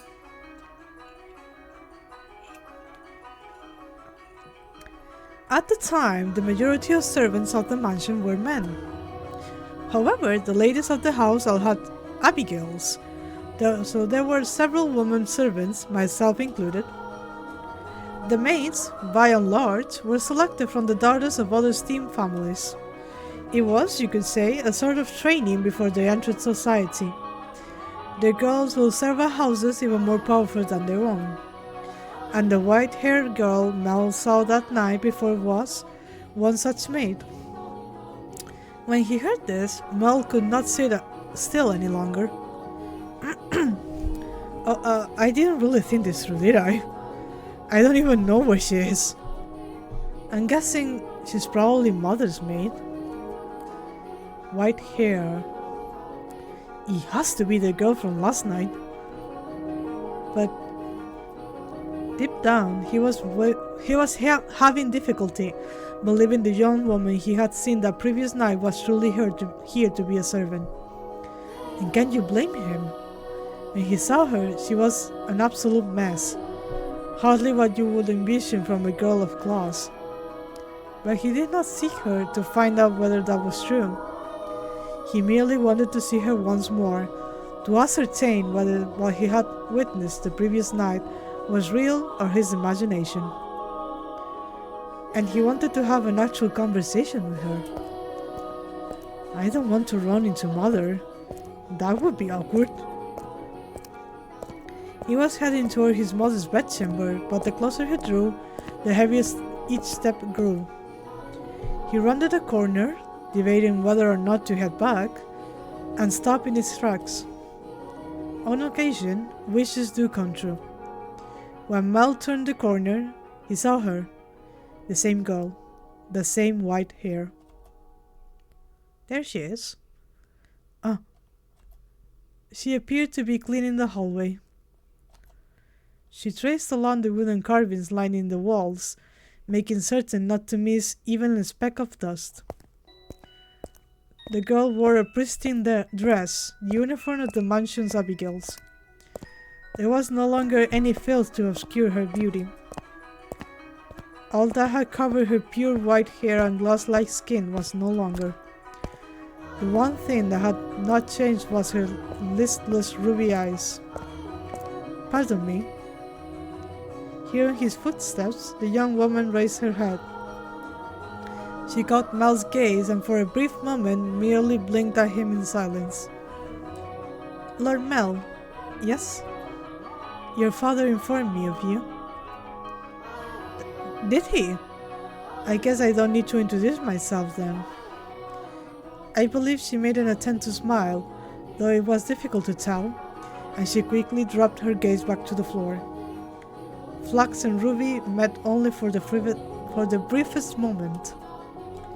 She seemed to be looking at both someone and no one at all. Everyone here truly has the most beautiful color of hair. Did you have business with the mistress, Lord Mel?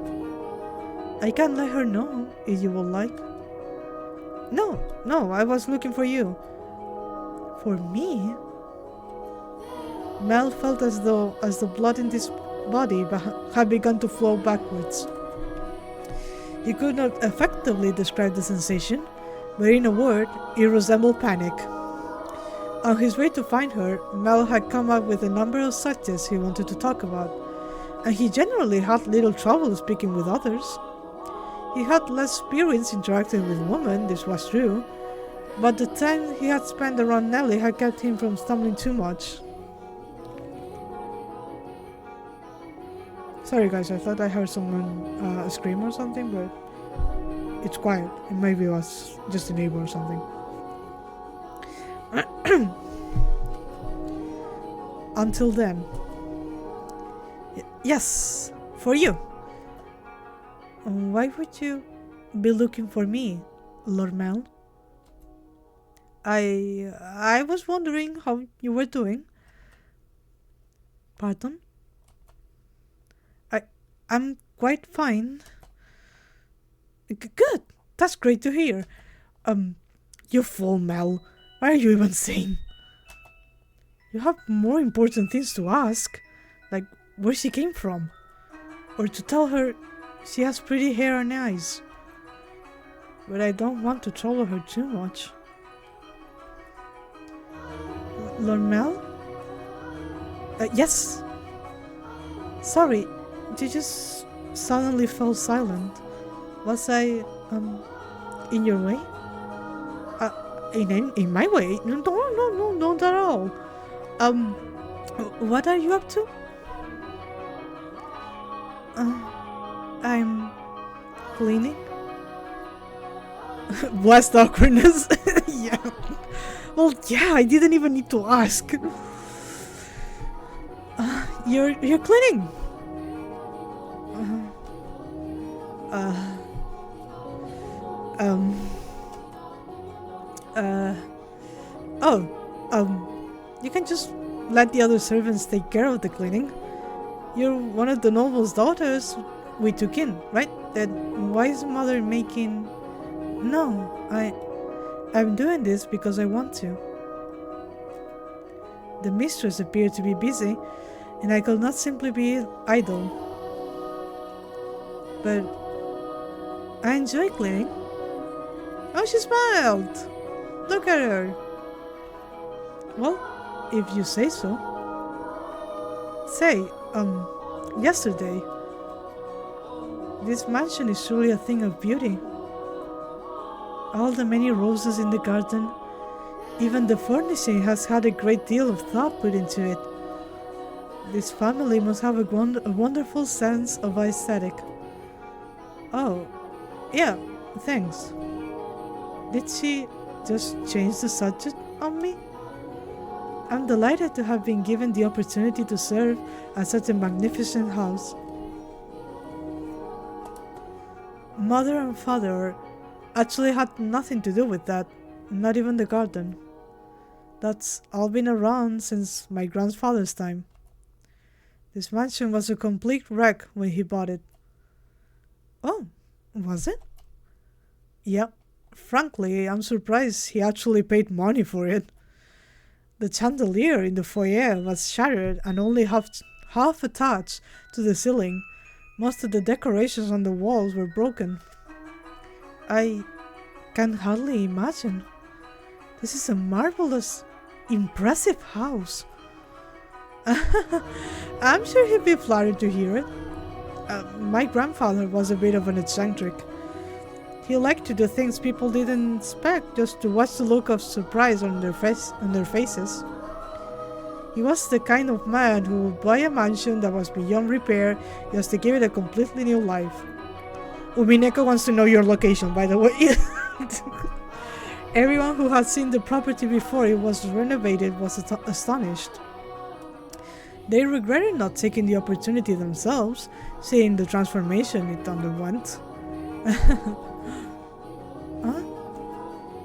I was just thinking that you're kind of like this house. What do you mean by that? I mean, when you first arrived... Oh, no, never mind. Forget it. She'll figure out we were peeping on her, stupid. She hasn't yet, has she? Yes? It's nothing. The more I think about it, you and the mansion aren't really comparable. Oh? The truth is, it being a rundown mess isn't the only reason nobody wanted to buy the house. They say... Oh, what was that?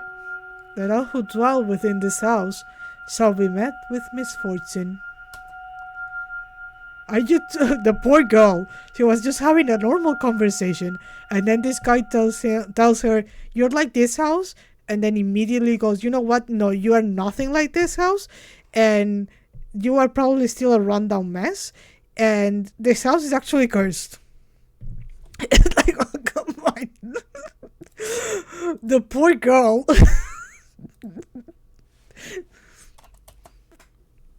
Do you believe it? I'm just kidding. It's not actually true. It's all rumors and hearsay, embellished to make the tale more exciting. The rumors only started because of how it used to look. Look at her face! Poor little thing. She's like, did this bitch just call me a ruined, cursed building? If the mansion truly begot misfortune, then we wouldn't still be here. And it wouldn't explain how my grandfather died. Do you know how he passed away? Old age? No. How did he? Inside a lovely lady. Oh. Okay, I didn't need to know that. What? Believe it or not, that was how he died. Together with a young, beautiful woman. He's dying right now while he was making love to her, they say. Oh, okay. Rather crude way to go. He nodded and went and said, I came and I left. But he was hardly misfortune. What did I tell you? Yes? Just so you know. What the fuck? We can't go astray without a dick joke, okay?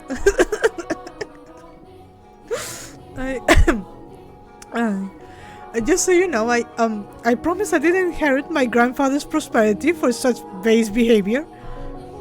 I am pure body and spirit, dedicated wholly to my studies, so... Hey, she laughed. My apologies. No, it's fine. Anyway, you were talking about the mansion, right? I've always thought it was kind of a strange place myself. That dress you were wearing, it was found here after my grandfather bought it. You don't see that kind of design around this part, so I'm guessing it was probably imported. The architecture is really old-fashioned too, which must have caught grandfather's eye. When he announced his plans to buy it, the entire family opposed his decision, but he refused to budge. Renovation upon renovation gave the mansion new life, but of all his work, he was most fond of the roses in the garden. He collected species from all across the world, and every time he got a new one, he would summon gardeners to arrange and grow them. It took incredibly long to complete. There were even some that wouldn't grow in the climate on this land, but grandfather refused to give in. He truly loved roses. Me, I don't really get how someone could be so impassioned about them. It's just embarrassing every time someone calls this house the Rose Manor. Perhaps the roses were meant for someone.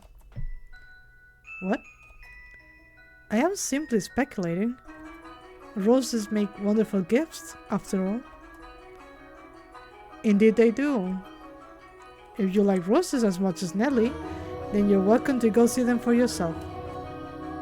Pick as many as you like. If anyone asks, just say I gave you permission. Don't be shy. I'm sure it will get tiring if all you do is work. No, I'm sensitive to sunlight. As you can see, I am not, you know. My hair is very white, and my eyes are very red, and my skin is very translucent. So, oh, that's unusual. Perhaps that explains why you're so pale. I had no idea. That sounds rough. And your skin is so pretty too. You don't seem terribly surprised. What? Oh, no. I'm very much surprised. Or would you have preferred a more dramatic response? No. I expected you to find it disturbing. I'm sensitive to sunlight and can hardly spend any time outside. That makes me sound like some kind of demonic creature. Huh? Oh, you worry too much. There's not a monster in the world as sweet as you. Yes? Are the other maids teasing you, perhaps? That black hair one's special. She's, how should I put it, a little frightening. Almost as if she has a steel heart or something. She's impenetrable.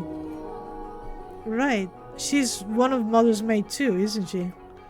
Now I'm even more worried. Since you refuse to follow my instructions, you are her false husband. I can't imagine her saying that. Oh, and again.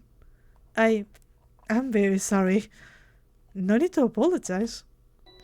In fact, I wish you would laugh more. Mel, I want to talk many things with her. Also, Mel, did you know my grand's dying for having sex? It was like, you know what? He is my granddad, so that means I have some game.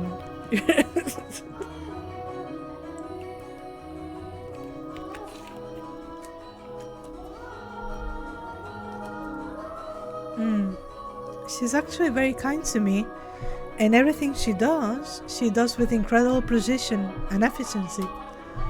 She looks so young, and yet she has such skill. How long has she been here? In the mansion? Actually, she's been here for quite some time, but I don't know exactly how long. No one knows how old she is. It's kind of creepy. She's a witch! She's the witch! I have never once considered her such. Sorry, you're right. It's bad manners to speak ill of others. Either way, she still scares me. It's like there's no light in her eyes. Or like her smiles are all faked. That doesn't make her any less pretty though.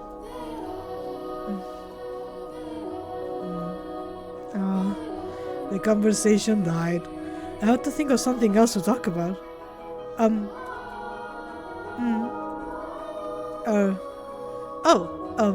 Yes, you can ask me anything. Does the master, your father, Lord Mel, often retire from the mansion? I have not seen him around. Oh, yeah, father frequently returns home. This mansion is actually our secondary house. Why do you ask though? I was just curious. Nothing more. Okay.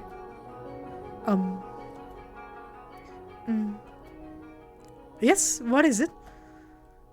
One of the maids asked to see me, so I should be on my way. If you'll excuse me. Alright. See you later then. Goodbye.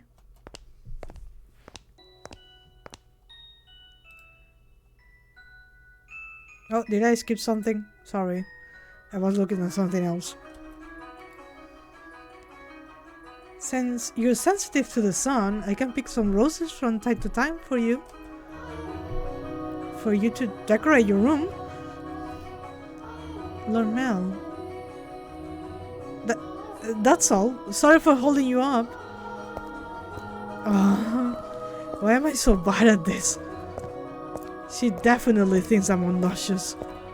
I want to hide under a rock. I want to reverse time and try this over again.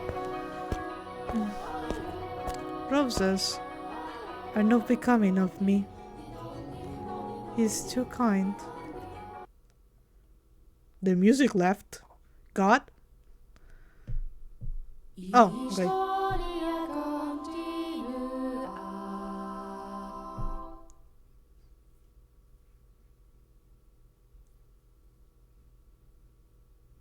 Oh, we're back in the church.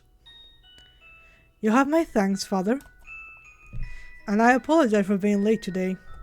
Let me save again. Yes. Back. Now there's something unusual. You not being punctual. Maybe Ness will go a whole month without rain. Do have mercy on next year's crops, Mel. You hyperbolize, Father. So, did something happen nice? Did something nice happen? Huh? You look like you're in good spirits. Mel be like, forgive me, Father, but I have sinned. I saw a white-haired lady last night and have been found smeared on side. I've been awake all night, believe me, thinking about someone. Do I? No, nothing. Something did happen, didn't it? It's all over my face, isn't it? People prefer an open book to a face of stone. So it is. People may prefer it, but it's not a good trait to have for social engagements. What? Not the kind of engagement you'll be having anyway. I'm sorry, don't look so dejected. For now, at least, there's nothing wrong with that. So tell me, what has you in such a joyous mood, Mel? You torment me so, Father. We've taken on another maid. You know how that goes, right? Someone new comes and things get lively for a while. All that excitement has gotten to me. That's all. Oh ho ho. Why are you looking at me like that? No reason. No reason. So, what family does the little lady come from? Oh. I don't actually know. You don't know? I was going to ask her, but I missed my chance. Father has returned home, and I can't speak to Mother. I see. She's got you right, has she? Yes, she has. But the truth is, you're more than just interested in her, are you not? What? No,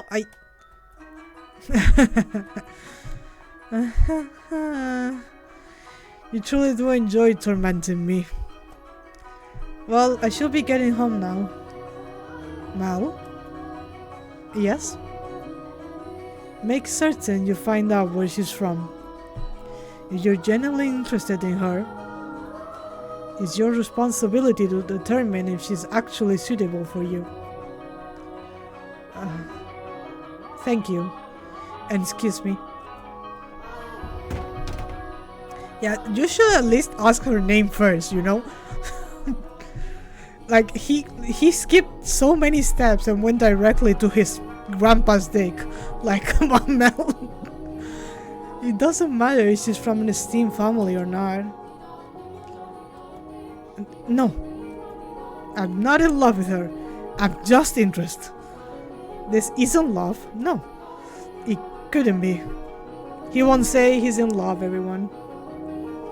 This is me we're talking about. Besides, I hardly even know her.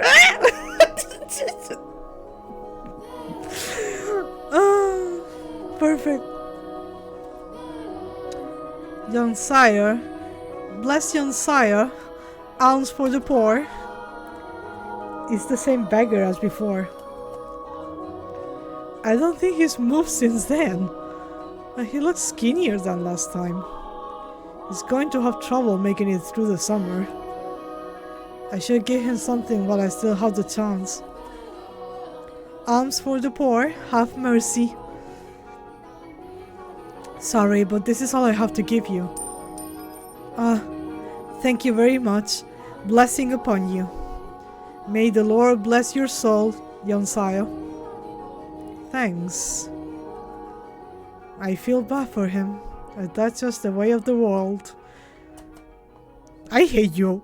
Well, fucking rich guy. Excuse you, father, her birthplace should not even be taken into consideration in love is at play. He has worse problems at the moment, like deciding to talk about his father's dick.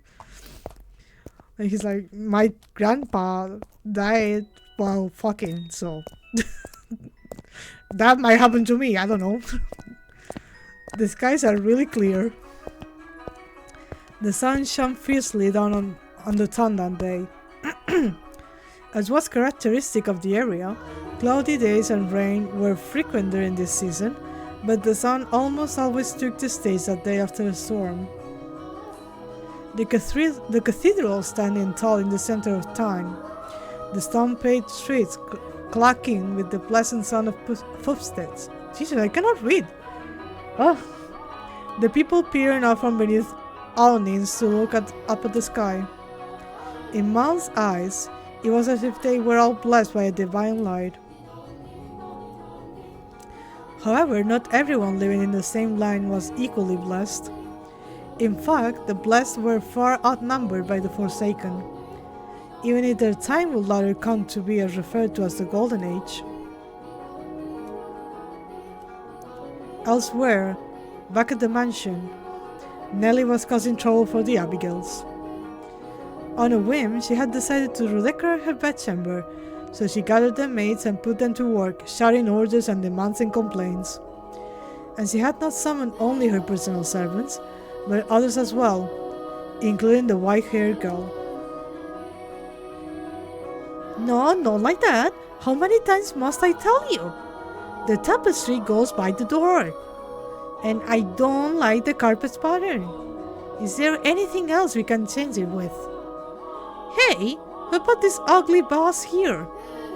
Nellie appeared to be rather irritated, and it was the servants who bore the brunt of her frustration. Though if they found this similarly vexing, none of them showed it. She was a girl who spoke her mind, a trait particular to that time in history. Women of the Golden Age were so vivacious, in fact, that it inspired parody and satire in foreign countries. But no matter how hands-off her parents were, had Nellie been born in a generation earlier or a generation later, she likely would not have been able to act so free-spirited. That day, however, Nellie did not seem to be her usual self. Though she always spoke her mind, it rarely went beyond being childishly adorable. It was unusual to see her in such a foul mood, not even a smile on her face. Get rid of all of it. The carpet, that chair, the desk, it's all so ugly. Don't we have anything better? If we don't, then order it. Have it made. You can't do that much, can you? Oh, was not Rin possessed by a demon from hell by a mirror? Maybe she made a weird wish and she's now possessed. Hurry up and replace them. Having only arrived that morning, the white-haired girl wasn't sure what she was supposed to be doing, caught in the middle of a flurry of maids and furniture and fabric. She chased frantically, scrambling Abigails with her eyes and made attempts to help, but not being familiar with the work, she only ended up getting in their way. She probably felt that everyone would be better off with her not in the room. So when the maids ordered to get new furniture made their way out of Nellie's room, she tended to follow them. You hold on a second. Yes, you, with the white hair. However, Nellie stopped her before she could take her leave. What? The white-haired girl turned back, bewildered, to find Nellie smiling at her. The corners of her mouth turned up into a self-assured grin. There was no trace of timidity or uncertainty in her demeanor.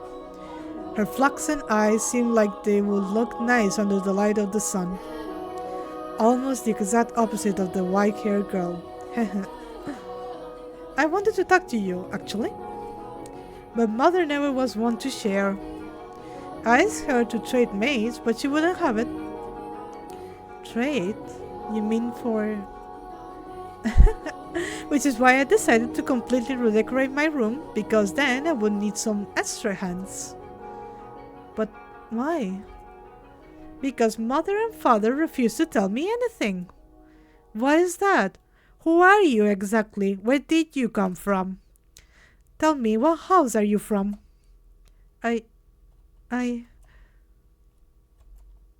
Why can't you tell me? If we took you in, you must be from a fairly decent family. As a member of the RHODES family, I have a right to know. Do I not? You can't expect me to welcome a girl into my home who won't even tell me where she came from. I don't know anything about you. I haven't seen you at any parties.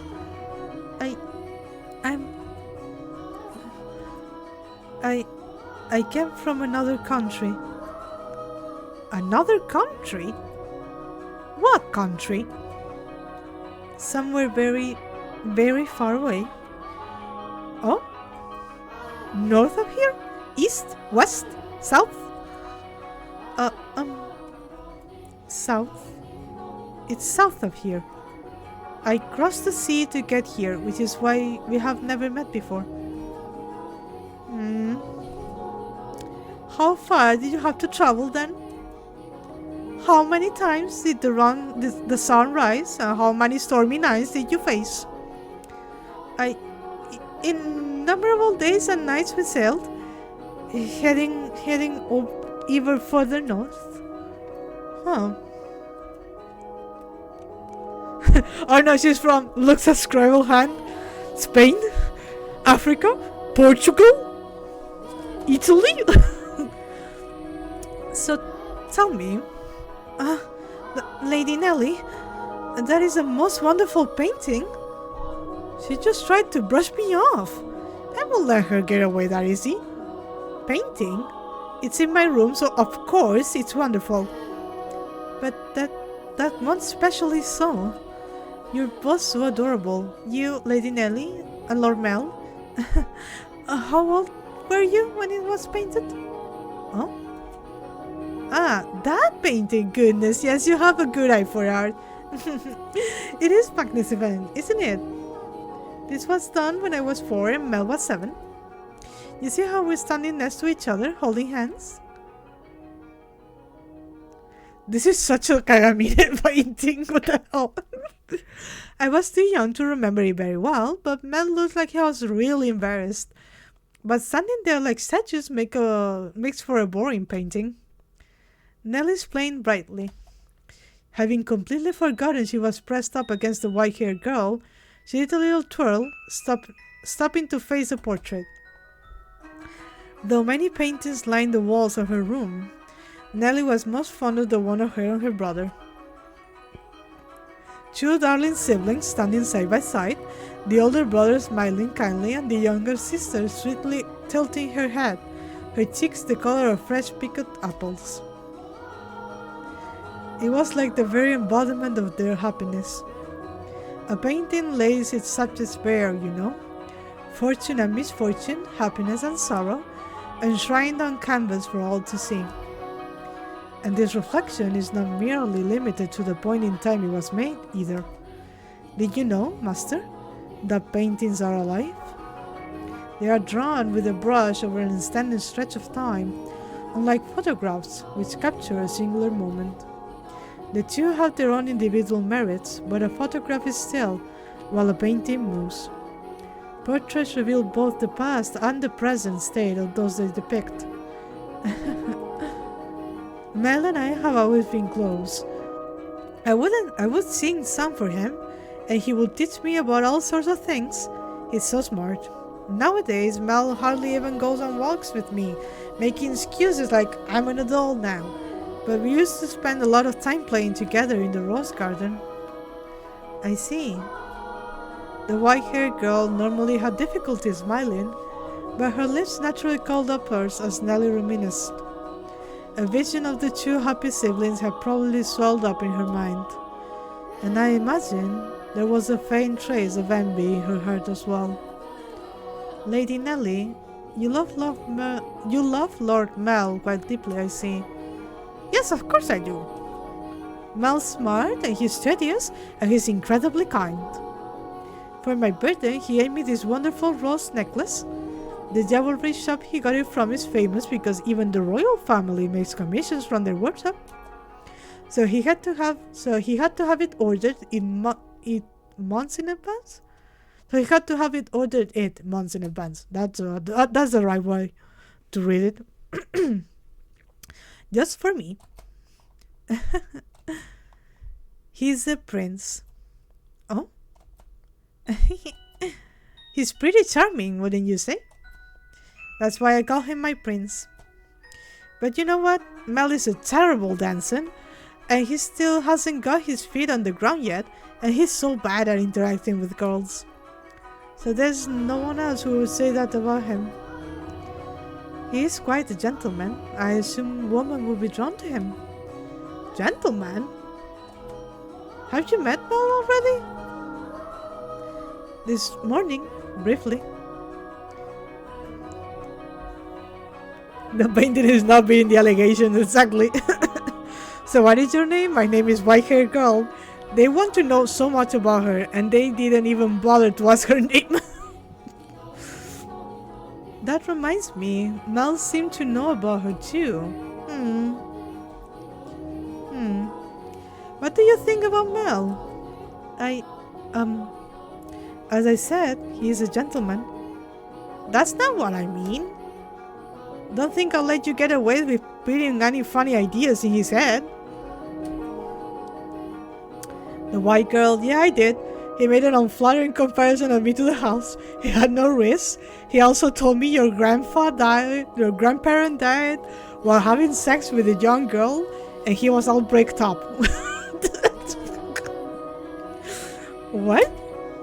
Mel is too trusting. He's pure at heart, so I won't stand for you trying to make an advantage of him. I would never. So you say, but you actually want to get close to him. I wouldn't dream of it. I wouldn't dream of it, Lady Nellie. He is a man far beyond my reach.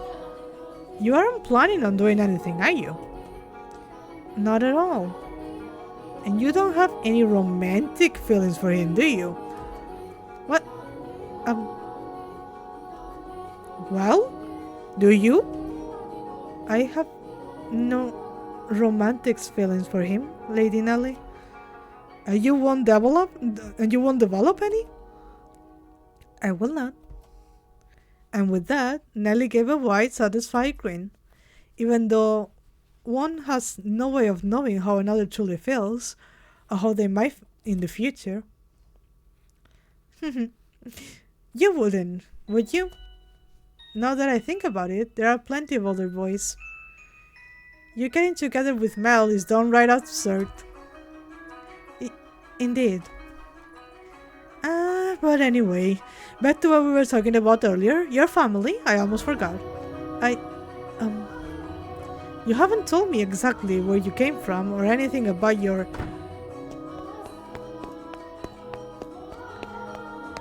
Lady Nellie, I brought a new carpet. Just look at the embroidery. The work of a true artisan, I'm simply in love with it. Surely you will find it to your liking as well?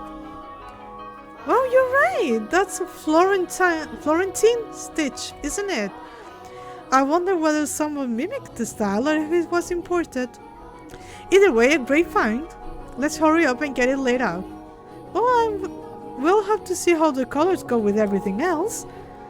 You'll have to finish redecorating quickly so I can show Mel. He'll be surprised. What wonderful taste you have, Nellie.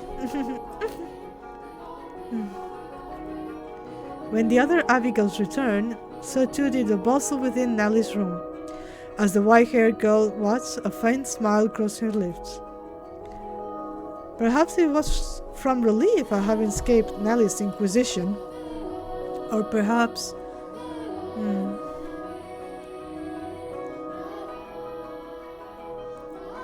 Nellie, I'm back. Did you eat something you're not supposed to, dearest Mel? You're unusually cheerful.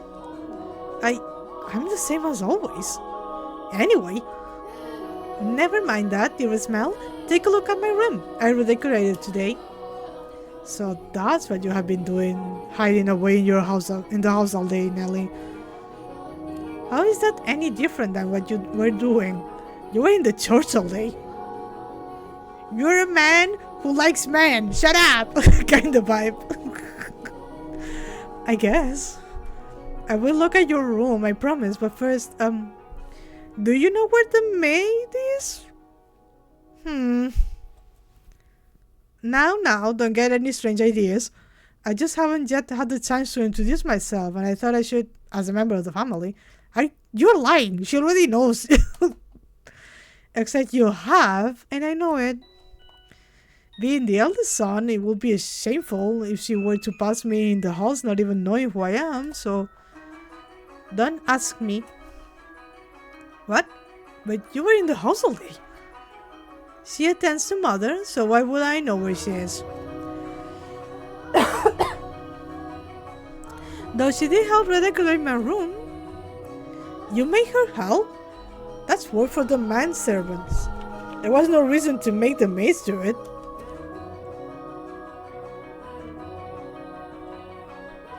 Oh, so you're saying I should invite a bunch of men into my room?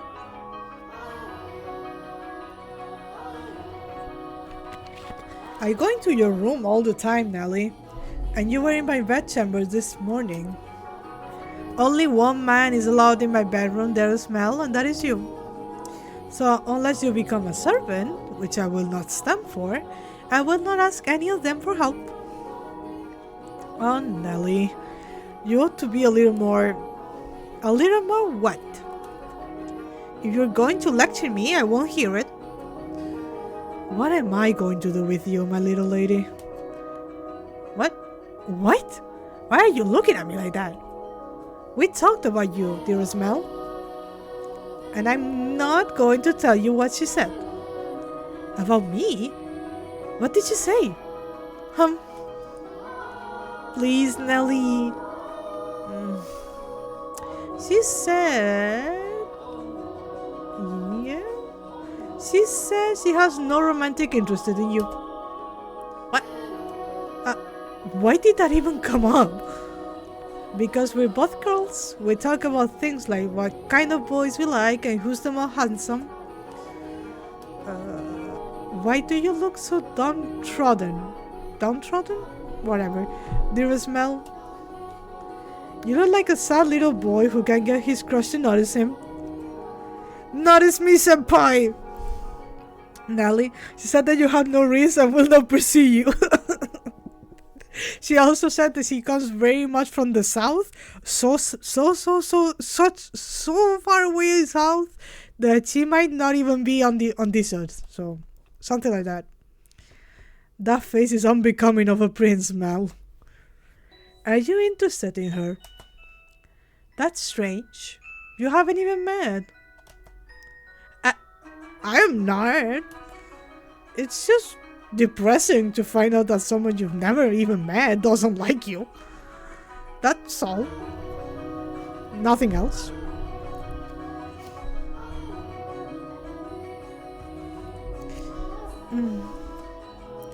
If I'm going to make my move, I must do so soon.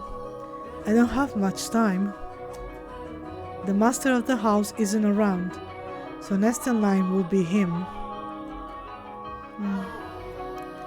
That painting. Are we going to murder Mel?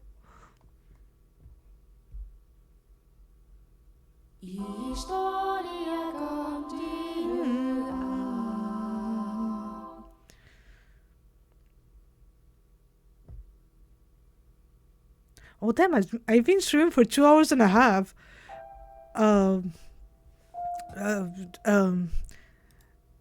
Let me save.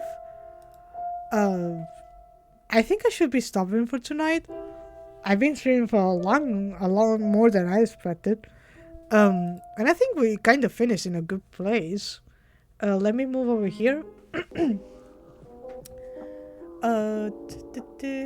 Let me just close the games. Where is Steam? Here it is.